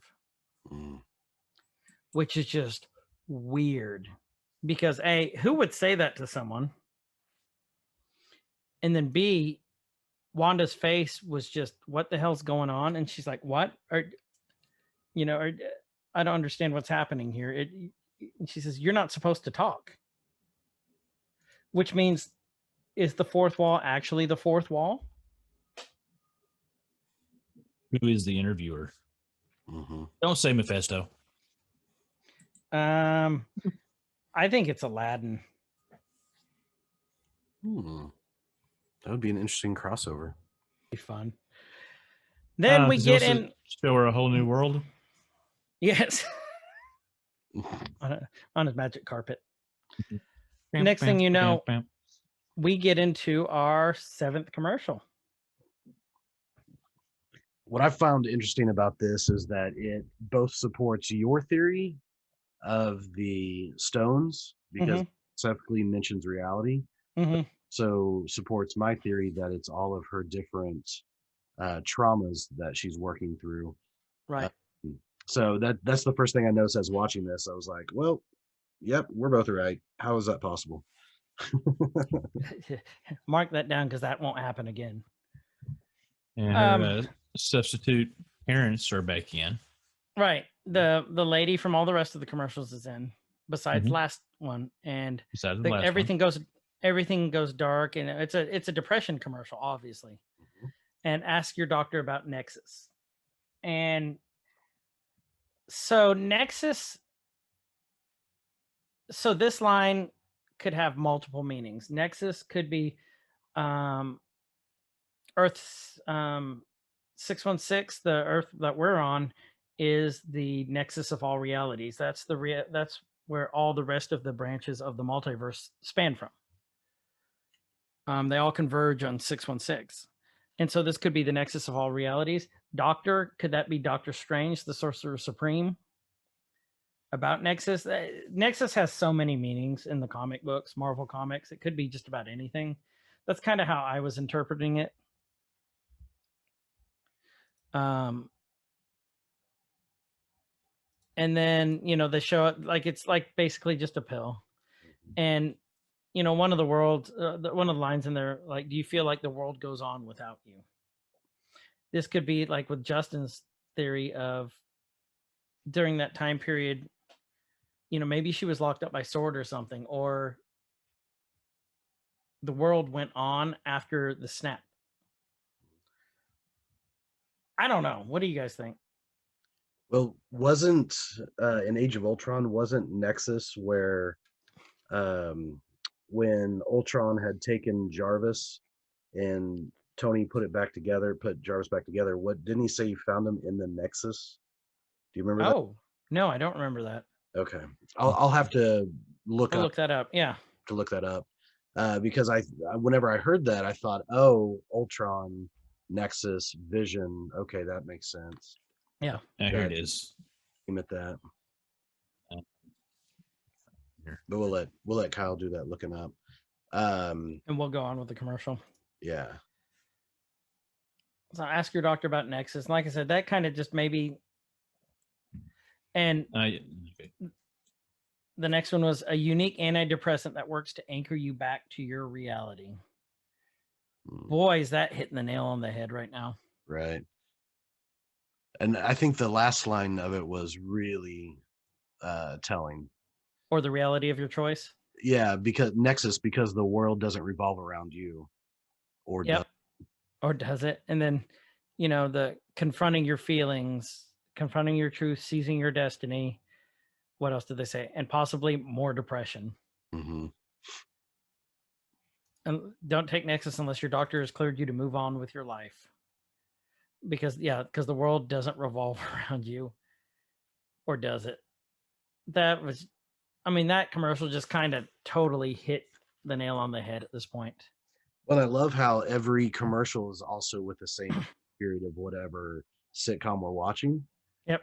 And the pharmaceutical commercials with 10 seconds of telling you about it, and then 3 minutes of all of the don't do this if you have this, and don't do this if you have this.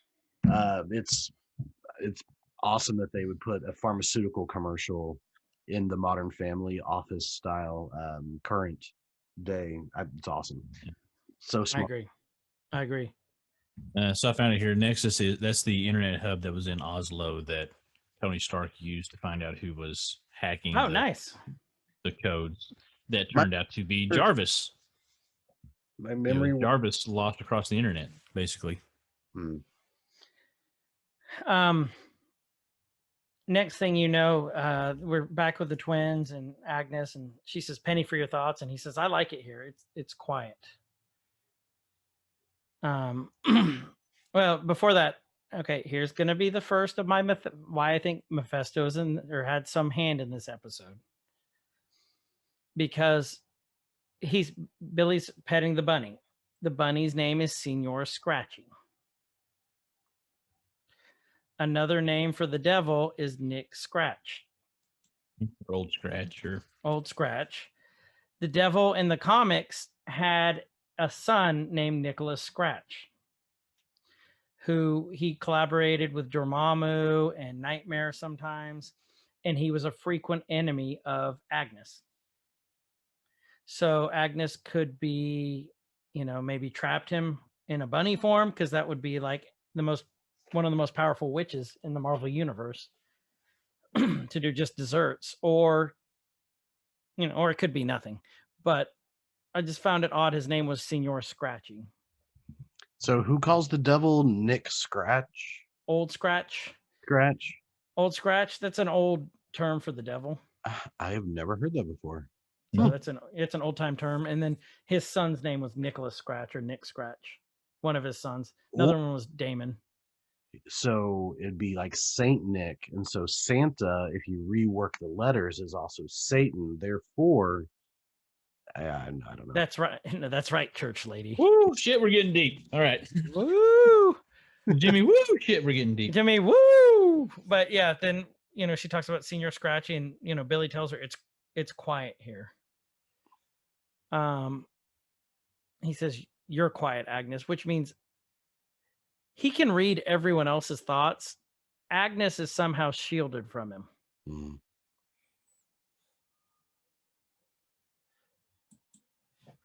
Jimmy She Woo knows. Yeah, there's something going on. And then they ask, think our moms were okay? And she's like, "Oh yeah, she's great, and you don't have to worry about your mom. Your mom can do anything. She's super mom." And just very sitcom-y back at that point. Consoling the children and then slowly looking at the camera, Right? Style.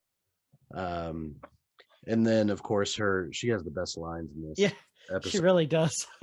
Try telling a 10-year-old that his mother is cuckoo for Cocoa Puffs. And she noticed before that she referenced Ralph again. Yeah, Yep. Yeah. Very important. Like, I don't know how that's important, but it's very important somehow. Scratchy is Ralph. That's her familiar. That's what I think. You think so? Yeah. And if you remember back in episode 2, she talked about how Ralph had chicken pox, and I'm just trying to think of something itchy. I just wanted to have a cool theory, but I don't. Ralph had herpes, and As Chris has told us, herpes makes certain parts of your body itch. So, they have a pill for that now. okay. He takes the Nexus, he can ride a bike again. I can't. Here to put this. Thank you, Senor Scratch.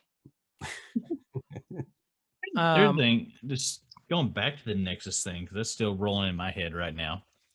And so that's going back to Ultron. Ultron's a big thing. This episode has a lot of, like we said, very similar to The Office. I was really wanting to see Robert California show up in this episode. With all the Age of Ultron references, with all the stuff, if we would have got freaking James Spader to do a cameo, I would have lost it. That would have been the one for me right there. When they were talking about the Luke Skywalker moment and the cameo, that would have done it for me.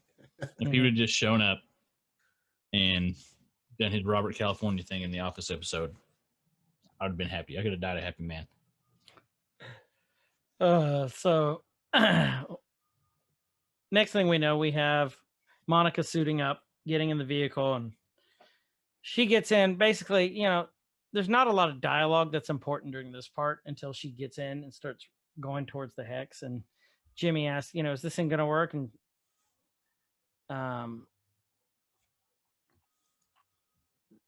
Goodwin says, of course it is. This is our most heavily armored space vehicle. So Monica goes straight into, they said she's going to sail through it. She goes straight to the hex, and instead of just sailing through it, it actively blocks her. Like, it's like she hit a brick wall, and then all of a sudden it said the density's matching her, which that means the hex is alive somehow. Not necessarily the hex, but the person controlling it knows what's going on. Reactive, thank you. And it starts doing almost a 90-degree because it starts pushing it up. And as it's doing this, they think it's disintegrating, but it's actually rewriting the vehicle, which I thought was super interesting. And Monica got out of there, okay, just barely. And it spit the truck out, and it looked like an old, what is that? An old like Astro.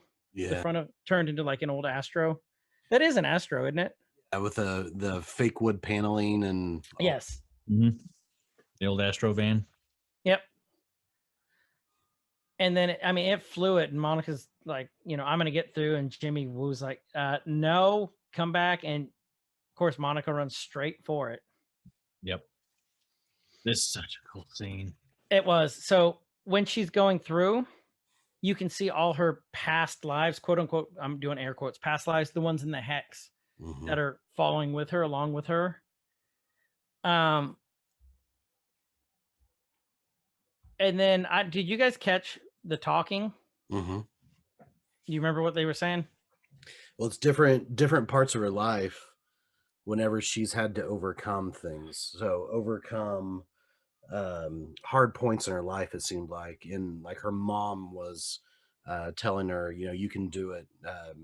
Even Captain America comes in, and I'm sorry, Captain Marvel comes in at the end, and you hear her voice, and it's basically, it seemed like to me it was helping her get through it. It was all these hard times in her life that she had to overcome.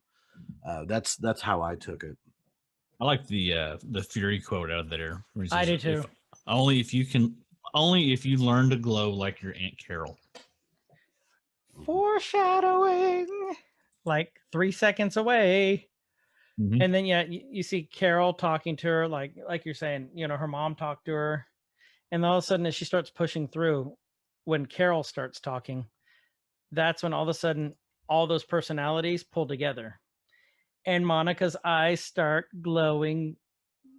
It's not like really a blue. It's like almost a light, like ice blue. Ice blue. Thank you. Or a neon. Oh no, they're kind of green. Yeah, they're freaking cool looking. Yeah, it doesn't look normal blue human eyes. No. Well, and then all of a sudden the hex She starts turned into a opening White up Walker. for That's what it is. her. That's Yeah, that's what Winners it came. it is, kind of the same color. oh yeah. But then the hex opens up for her and she pushes through. Yeah. And then everything she's seeing the EM spectrum. Mhm. If you can tell, because you can see when she's looking at the power lines, like where the couplings are, you can see it coming out of there, which means since she's entered the hex for the third time, she's gone full on photon. I like how that flowed. Full on photon. Full on photon, or Captain Marvel, or what was the other? I forget who the other one was. She did. I forget. But it was a great scene. Yeah. Which means she is now fully powered. And she can see like the lights, she can see the electricity, she can just see the energy, because her powers in the comics are energy manipulation. Hmm. So, and then she strips off her suit, her the space suit, and starts running. We'll get to that when we get a better view of what it looks like, but it looks like two things. I texted Kyle one of them last night. Yeah. We see Darcy and Vision driving along, like at literally like 3 miles an hour, chit-chatting. Like if Vision really wanted to get home, he would have told her to step on it. Let's face it here. I mean, he's flown in past episodes. He could have just, scooped her up and Right. went on. But he's getting a lot of good information here. Yeah, He he's getting retold his backstory. Like everything about his backstory. Mhm. And then while they're in the middle of this, they get another red light, and Vision and Darcy's like, why are we getting this out here in the sticks? And Vision goes, he's sitting in a chair saying, I think Wanda's creating impediments to stop me from returning home. He thinks that she's trying to actively stop him. They finally get the green light, and then all of a sudden an electric company comes out, the contractors to fix the lights. And then Vision breaks the fourth wall, looks straight at the Yep. camera, and gives kind of a look again, Jim Halpern style. Yep. And then, Darcy's like, take your time, fellas. They're just sitting there, and they're just talking more about how he's Ultron, he's Jarvis, he's all the parts. He's the sum of all those parts. So I just thought this is a cool recap for a lot of people who haven't seen the movie in, 6-7 years. Yeah. And I like how he's learning that Wanda killed him, but not because she wanted to kill him, but then she had to watch him die twice. And so he's learning why she is the way she is. But finally, I almost called her Cat. Darcy, as because she can see that look, says, I can tell I've been watching for the last week, which I think is kind of interesting. It's been, I guess, a week for them, but for us, much longer. But Yeah. I've been watching for the last week, and what I can tell is that you two really love each other. And so I think it's really interesting that she would want to convey that even though he might not be real, what they have between them is real, because I don't think she wants them to fight each other. He doesn't want them, or she doesn't want them to be at odds, but the best way to get to Wanda, she knows, is through Vision. Mm-hmm. And so it's really smart that they had her say, reassuring, and not just, well, she killed you, and she's got your kids right now, and get them all angry, but instead taking that path of, she still loves you. You love each other. I've been watching.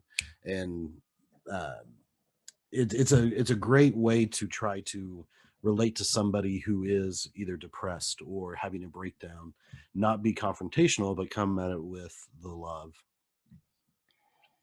I agree. Next thing you know, we see Monica running up, and if you pause here and look at her costume, so it's a twofer. It looks like it's the same colorations as her Captain Marvel costume, with the black cape and kind of the white uniform. Mm. If you look that up, that's what it looks like. but it's also eerily remnant of the Fantastic Four costumes, one of their iterations. Yeah, I can see that. Because the 4 was where the sword logo is. It was black and then it was blue.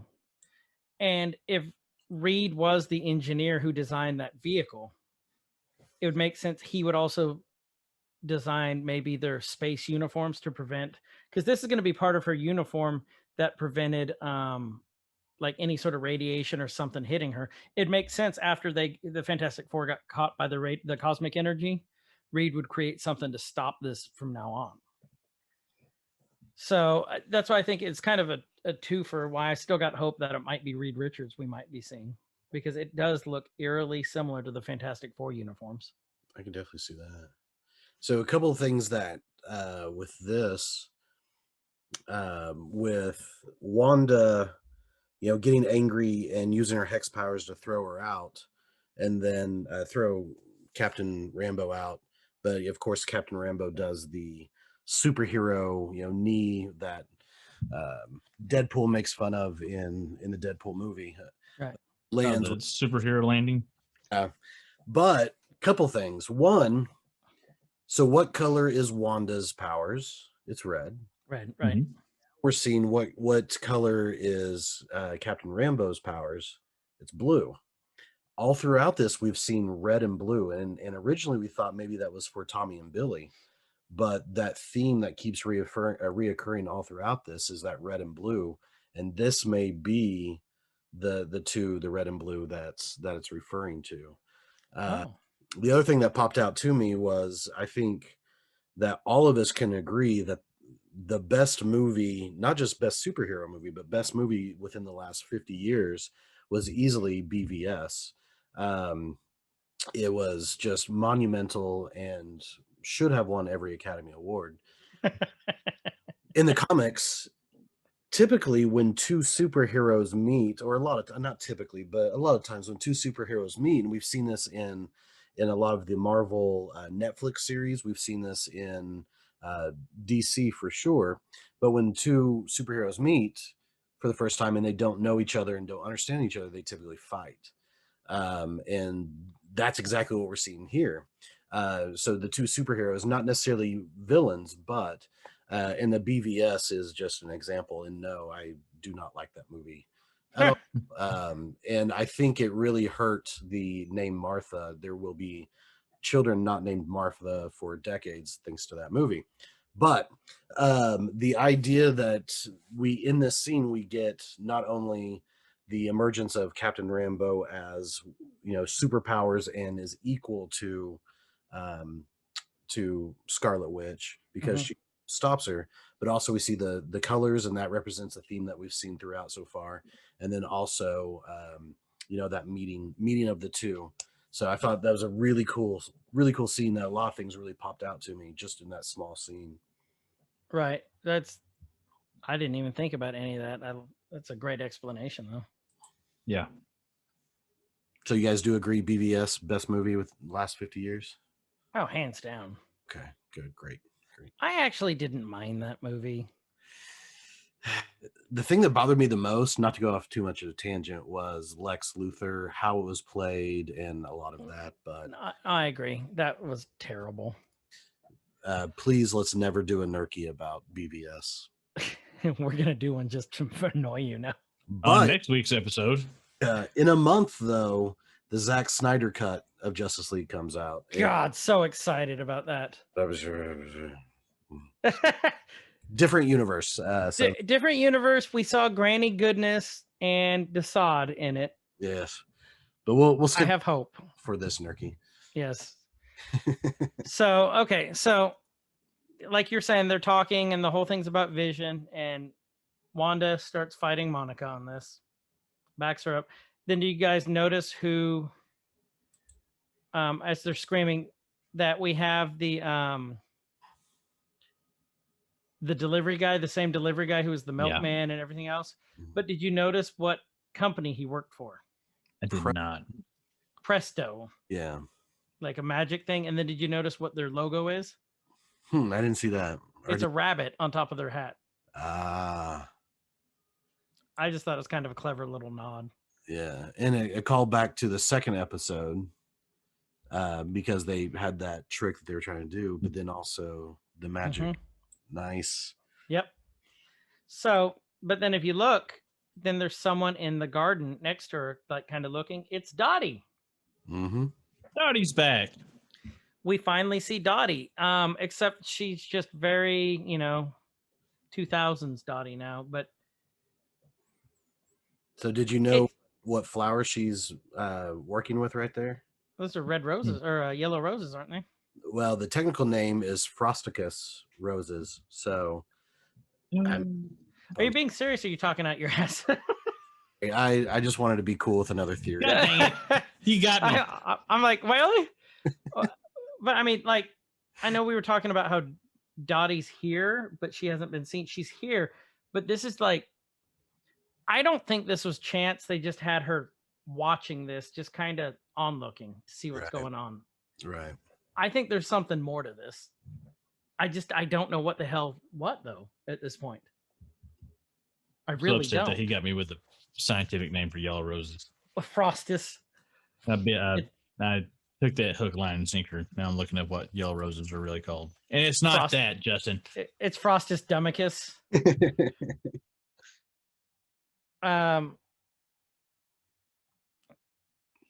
But then, then they're basically just fighting. Wanda's got her hex powers out and she's ready to use them. And Monica gives her this look, the bitch please look, and says, do it. And Wanda's powering up and Monica's daring her at this point. It's weird how the faceless onlookers are just frozen. Like, frozen. Right. Well, and then, yeah, and they're just sitting there. And then I think it was a very pivotal scene when she says, that's the difference between you and Hayward. He's going to burn the city to the ground, Mhm. and he's going to make you the villain. And she looks at her and says, I already am. Yeah. Or whatever. Maybe I already am. Don't let him make you the villain. Right. Yeah. And Agnes is watching this and just has this weird look on her face and kind of walks out. And then it was a great dialogue between the two of them, about how, it's okay to be in pain, but work through it. Don't take it out on any people. And then all of a sudden Agnes comes out and she says, young lady, I think you've overstayed your welcome. Poor Wanda's been through enough. And she tells her, run along, dear, and just looks at her and gives her this smirk. And this smirk tells you something else is going on, something deeper. And it's not just a normal, let's say like one of the three of us were getting in a fight, not the one, hey, come on, let's go over here. Let's go drink a beer. Let's go over this way. Mm-hmm. There's something almost sinister about the way Agnes was saying stuff. That's how I took it. Mm-hmm. And then the delivery guy's just, Yep. take a note, move it along. Move along. I think Monica's getting to, because she's relating, she's empathizing with everything that Wanda's going through, and I think she's getting to her. So it's interesting that if Wanda is controlling Agnes, why Agnes would then come out and stop that empathy, stop that understanding, and then put that wall back up, if you will, between Monica and Wanda. So as that was happening, it was like, okay, well, why is Wanda wanting this to be, because she's already shown that she fully understands what's going on and she's controlling this, and has referenced that several times in this episode and the last. So is that Wanda making sure that Monica stays between and doesn't empathize, or, is something else going on? So, and we'll find out here in just a minute, but man, this episode's so good. It really is. Well, then we're back to Vision and Darcy at the intersection again, and the guys get done with the light, and then all of a sudden a crossing guard comes out with a stop sign. And then she blows the whistle, and then there's all these kids being led by those little kid leashes. Yeah. Going through, and Darcy's like, "What's next? Puppies?" That line right there, kind of going back and rewatching it, kind of sticks with me when she's like, "Kids, what's next? Puppies?" And so when we get a little bit later, I might be reaching some here. I'm just like, they've got in my head, but when she mentions like, "Oh, now there's kids, what's going to happen next? Something with a dog?" Yeah. Well, that's the thing. That's the beauty of the Nerk. We're all reaching at this point. But I mean, who was the biggest fangirl of this show? It's Darcy. And so she's seen that there were no children, and then suddenly there are children. Mhm. Yeah. They didn't have a dog, and suddenly there's a dog. So she's just repeating the pattern of what she's been watching on the show. That There was a dog. There's children everywhere. Okay, great. Oh, now, or not everywhere, but now there's children. Okay, and then what happens next? Oh, now there's a dog. And so I think you're onto something as far as, she's just repeating the pattern that she's seen on the show that she's fangirling so hard for. Yeah. Yeah. And then, Vision's talking to the camera again outside the truck, just like it's normal. And, just like a normal frustrated person like the sitcoms would do. Mm. But then all of a sudden it hits him. He says, "What am I doing here talking to you? I should be going to see my wife." And then, he kind of stumbles off set. Hits the boom with his head. Yeah. Yeah. Just, very comedic. Yeah. But then next thing you know, that shows us that it's not comedic is he's phasing through the truck, flying off. Like these things were happening at the same time. Right. In his little vision head. Well, and then next thing you know, Darcy's like, I'll just meet you there. Cool, whatever, thanks. And we see Agnes leading Wanda into her house, sits her down, and you see that they've been watching. Hear the TV, and they've been watching Yo Gabba Gabba, and which is kind of odd for being 10-year-olds watching Yo Gabba Gabba, because that's more of a 40-year-old man. Is it weird that I watch Yo Gabba Gabba? Very, yeah. A little bit, a little creepy. Oh, I mean, I don't. I was joking. Justin likes the one that looks like a pickle. Is it a pickle? Okay, anyway. Weird orange pickle. I think we know what we as 40-year-old men think it is at this point. Mm-hmm. But she sees the two sandwiches with only the middle eaten out and not the crust. Something very much kids would do. Mm-hmm.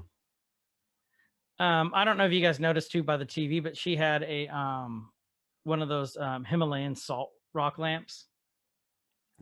And that's supposed to, negative ions to purify the air.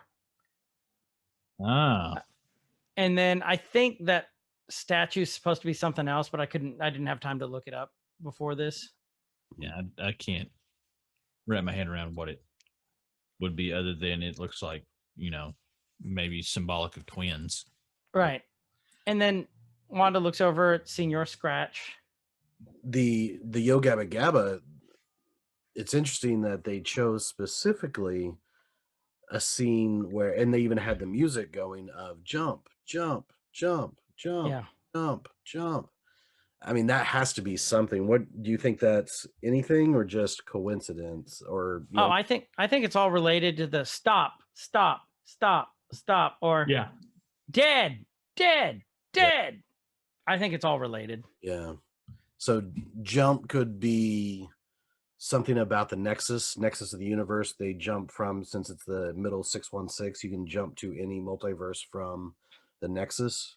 Either that, or it's telling Wanda, because we know her sanity's barely hanging on right now. Mm-hmm. Like maybe go off the edge, jump. That's kind of how I took it. Okay. Next thing you know, she looks at Senior Scratchy. He's sitting there eating, but then she looks over at the curtain. Here's my second Mephisto reference. It's a locust or a cicada. Mm-hmm. But Mephisto's first appearance in the Marvel universe, he was a fly. Could be. Yeah.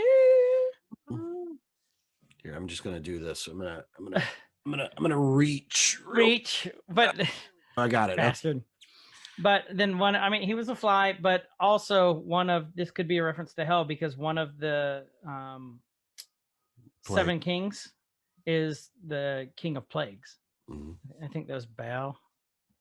I can't remember, or was that Asmodeus? Well, that one of the plagues that God sent to the Egyptians Right, was locust. were locusts as well. Right.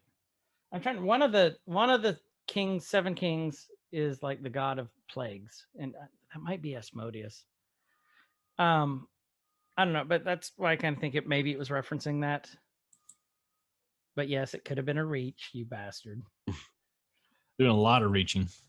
A lot of reaching. That's what we do on these Nerkies. Mhm. And then Yes, she asked, before we record, I got to, We Really reach around "Stretch." the facts. reach So- around and just really get a hold of those facts. Here you go. Here's a reach around a fact. Here you go. Hey, as long as I'm getting a reach around, I'm fine. What up? Wanda asks Agnes, "Where are the boys?" And Agnes replies, "Oh, they're probably playing in the basement." As kids, Mhm. As kids do, commonly creepy basements.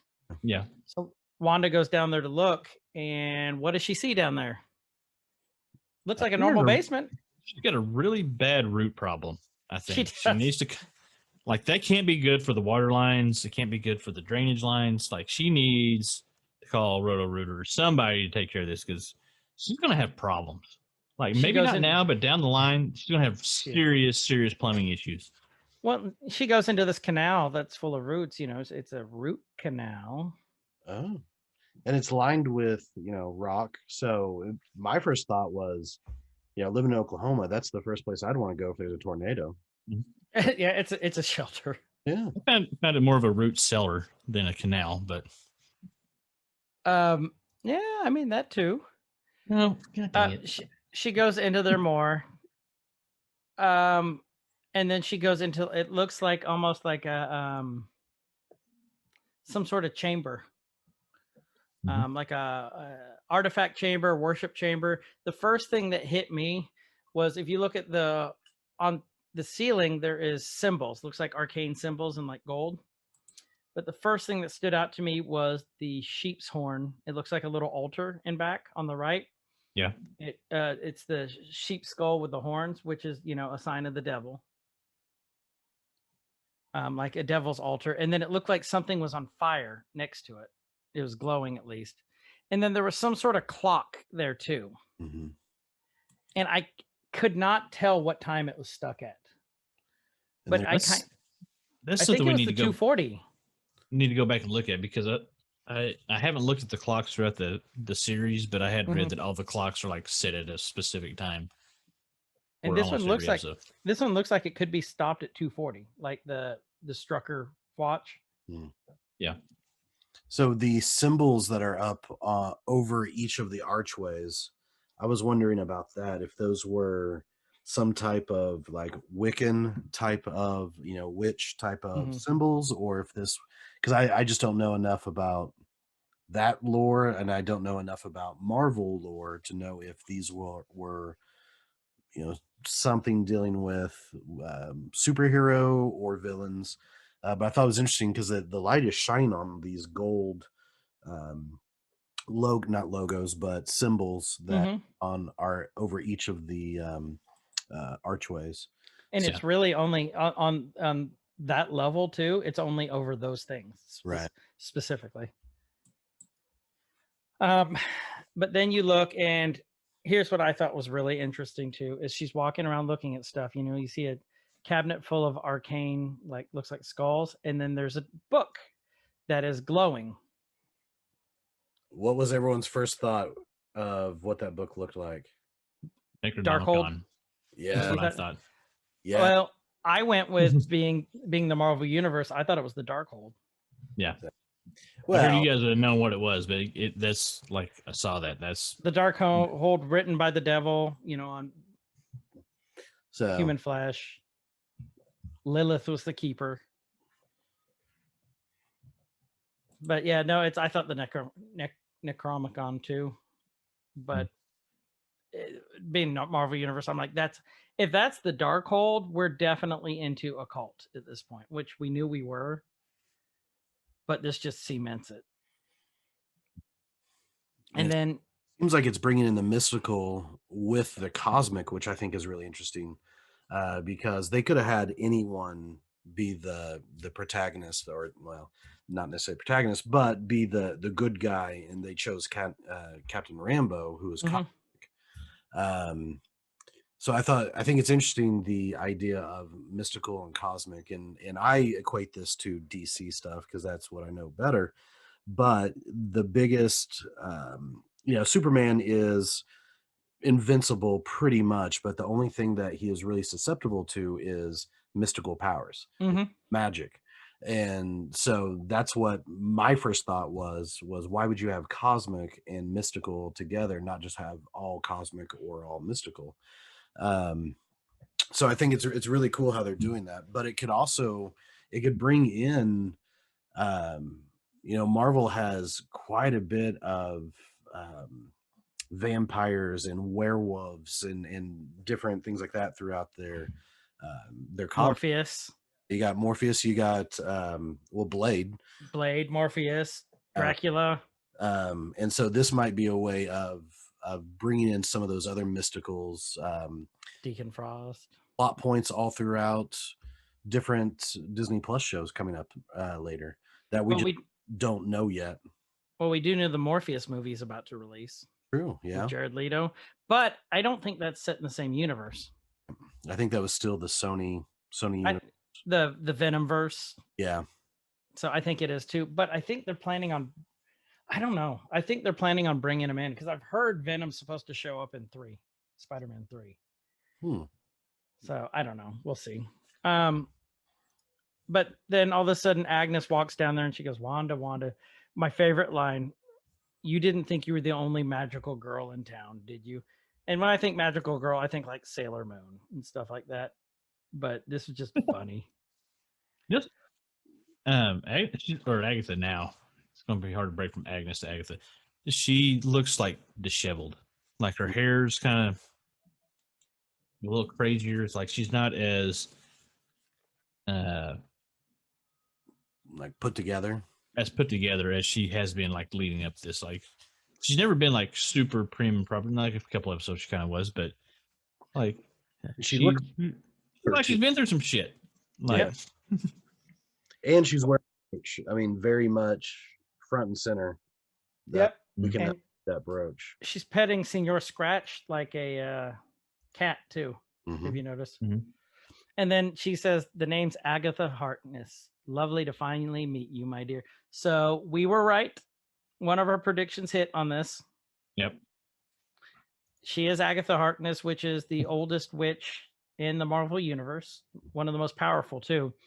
And then all of a sudden, if you notice, Wanda's face starts glowing like purple around her temples, like the same way Vision when he undoes the thing, except his is yellow for the Infinity Stone, for the Mind Stone.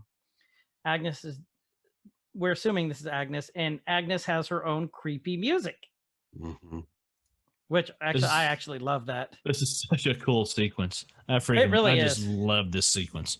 Well, and Agatha comes, you see her come down in a haze of purple. It's like Wanda's red. It's purple. So in the comics, Agatha helped train Wanda in the use of her powers. She was very pivotal in this. She also was the one who helped Vision and Wanda conceive the twins in the comics. To do this, she had to take a piece of Mephisto's soul.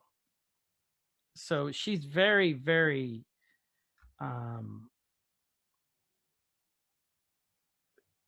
she's a very important person in the Vision Scarlet Witch storyline. Intertwined in their lives, for sure. Right. And she's played both good and bad in the comics because it just depends on what threat there is. Because with like the way Agatha always describes stuff in the comics is the universe has to be balanced.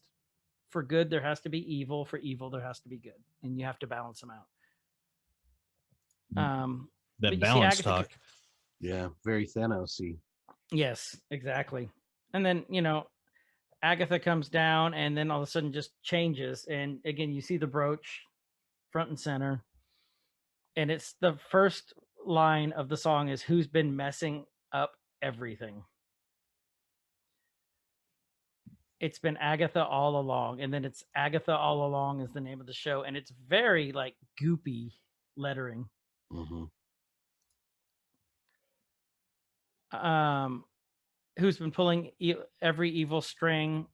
And they cut back to episode 2 when they're the magic show. And they're going to pick up the bunny, and Vision's like drunk basically.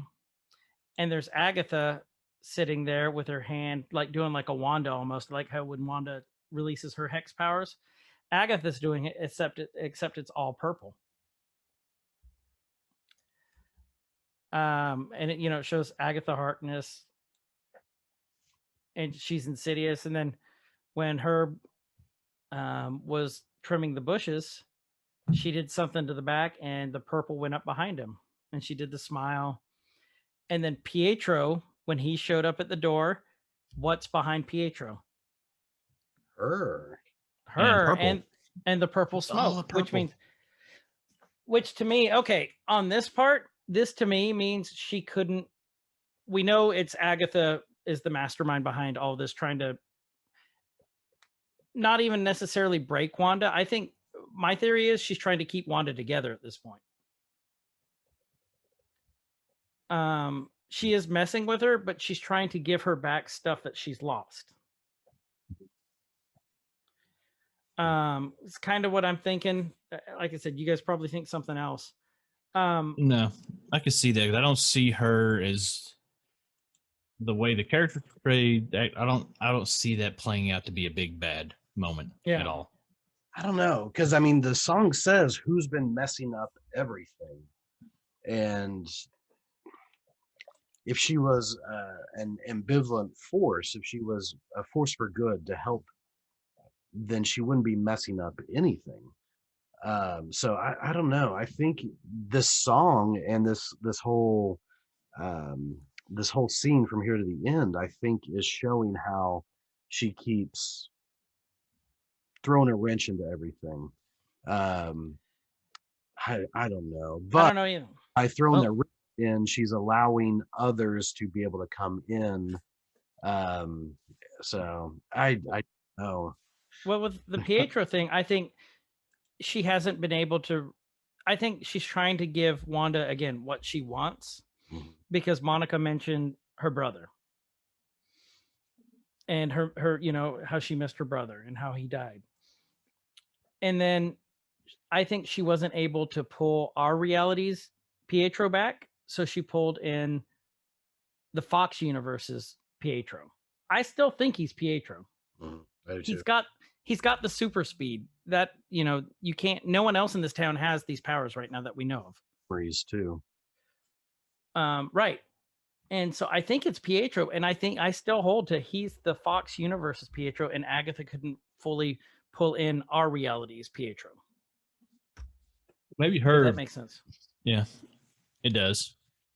I think maybe her messing up everything isn't necessarily her messing up everything for bad.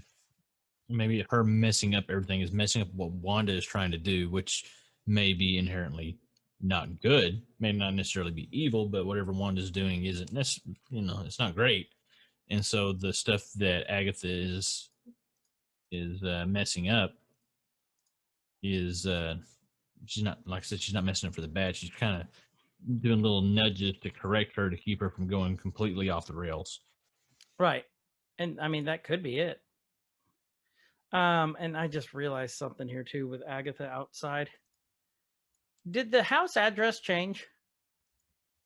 I'm trying to find what it is, because so if you look at the old Agatha scene there, it's 2800. I swear I saw it this episode like 2814 or 41, something like that. It's been 2800, I think, through the whole run. I'm just going back like a couple weeks ago. Yeah, it's been 2800. Has it? Okay, so it's been consistently 2800. Yeah. Okay, so, and then the next thing you know, we see Agatha. She's talking to Vision. She's talking to Vision. I like this so much. The look that she gives. Right. Well, and And that this scene says a lot because we know now that she's not controlled by Wanda. She's there because she wants to be. Mhm. And everyone else has to have Vision hit him with those powers to come back, and she's acting, if you remember in that episode, she acted like he do you want me to take it from the top? yeah. And when in this scene last episode, when Vision did that, she was like, oh, help and blah blah blah, but she knew exactly what she was doing the entire time. So that if you go back to our first Nerkie, my thought was, I think Wanda's controlling this, but someone is keeping her and controlling her within this. And that sounded like such a easy answer that I think it's both. I think it's Wanda controlling this, but someone's controlling her. I think I may be close to being right in my season or episode 1, because we're closer to seeing that Wanda is, but also someone is controlling within this. There's a mastermind behind it all. Yeah, a manipulator at least. I agree. Now we look, Wanda's on the couch, and then you see the camera, like for the confessional or whatever that they're doing. And then who turns around? It's Agatha, and her chair says Agatha, and she's got the shh. Yeah. And then she turns around and goes, and I killed Sparky too, and just starts doing this evil laugh. If you go back and watch again that part where it says, well, maybe you deserve, or do you think you did it because you deserve it or whatever? Yeah. Listen to that closely. That's Agatha's voice, but in a modulator, so a lower tone. Right. You can definitely tell. And in the first time you hear, you can't tell, but go back and play that. 'Cause I thought it was a guy. Yeah, the second time I thought, oh wait, that is Agatha's voice. Oh, okay. It's actually pretty cool how they did that. Not just throw in some random guy's voice, but it's actually her voice modulated. You can tell when you re-listen to it the second time. Right. So I'm gonna have to go check that Yeah. out. Then we get to the end credits. Our typical LEDs. Here's where Marvel throws us for the loop. This is the first time in 7 episodes we've had a mid-credit scene. Finally. Noise. It's like things are coming back to normal. And then it's Monica sneaking around Agatha's house, opens up the cellar door, and you can see all this purple on the roots. And then all of a sudden, who happens to show up behind her? Pietro. And I love this line, Snooper's gonna snoop. And to me, this shows that, he's still being controlled by her, and maybe he's her enforcer. Yeah. Like to keep people away. And did you notice that the flowers around that cellar door were purple also? Hmm. I did. And I noticed the color scheme of the car parked in the driveway more than I did the flowers. The flowers. It seemed. Yeah, because there's purple flowers everywhere in the house, and Oh, yeah, yeah. I didn't catch the purple flowers, but that's spot on. yeah. I thought the car in the driveway had kind of a Iron Man theme to it. Well, Probably and just then, as a nice little nod. did you notice Monica's eyes at the end too? What color they were? Blue. I think it was purple. No, You let's look here. Go look and pause. I think it's purple. Ooh, yeah, those are purple. I think oh, okay. Or maybe it's not purple. Maybe it's light purple. Lurple. Light purple. But I think it's purple. And I'm wondering if that's the glow surrounding Pietro. You know what I mean? Because whenever her eyes turned blue and she had that power, it was that White Walker blue, and this one is Right. that. This is It's definitely a different shade. yeah. Something to think about. Let's give him something to. Let's Think give him about. something to nerk about. Oh, there's our next song. Oh, you say that for the next one. Yep. So with that, of course we go over 2 hours again. But this show's so damn good. We're sorry. Mhm. We're not sorry. Sorry, not sorry. No. We have 2 episodes left, so I'm really excited to see where this is going to take us. Potentially 3. So potentially 3, but right now officially 2. Mhm. So, with that, Kyle, what are you watching or reading this week? I haven't added much to my list this week because I've been doing a lot of editing and streaming and such. So I'm hoping. So what have you learned this week then? What have I learned? What is something good that I have learned? We can just bypass that. Did you learn about plumbing at all? I did. I did. I've learned that pipes will freeze in sub 20-degree weather. I've learned that the city municipal water systems aren't as reliable as they want you to think they are. And so, but I have water again. So, but I just have really low pressure. Yeah, it's crap all over town right now. When this stuff starts thawing out, it's going to be It's gonna be absolute shit worse. show. Yep. Yeah. Justin, what are you reading or watching this week? A new show that was on Netflix is called Amend.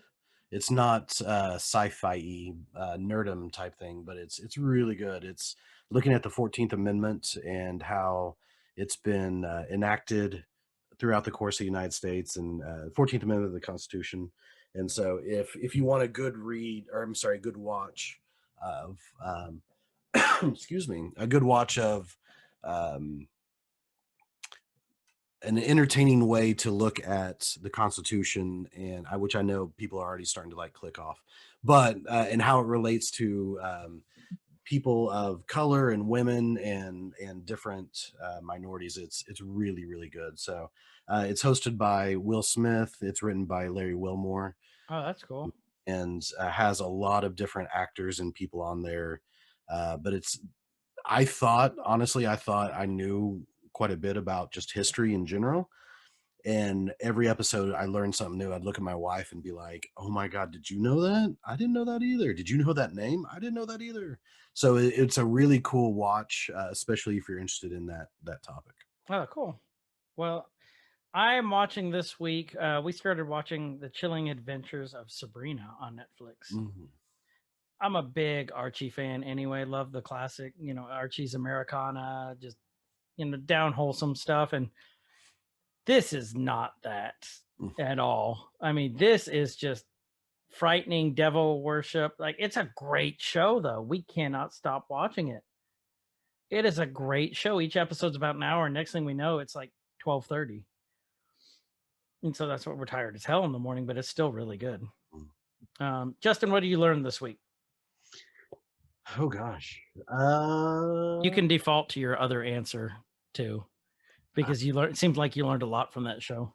I was gonna say that's what I learned most about was the influential people of the United States and how it shaped our society today that Right. I had no clue about, which I think is endlessly fascinating. So that's definitely what I learned. So I don't know if I have mentioned this before, but I reread it again. It was that the only person in the MCU who's been around for 3 decades is Paul Bettany. That makes sense.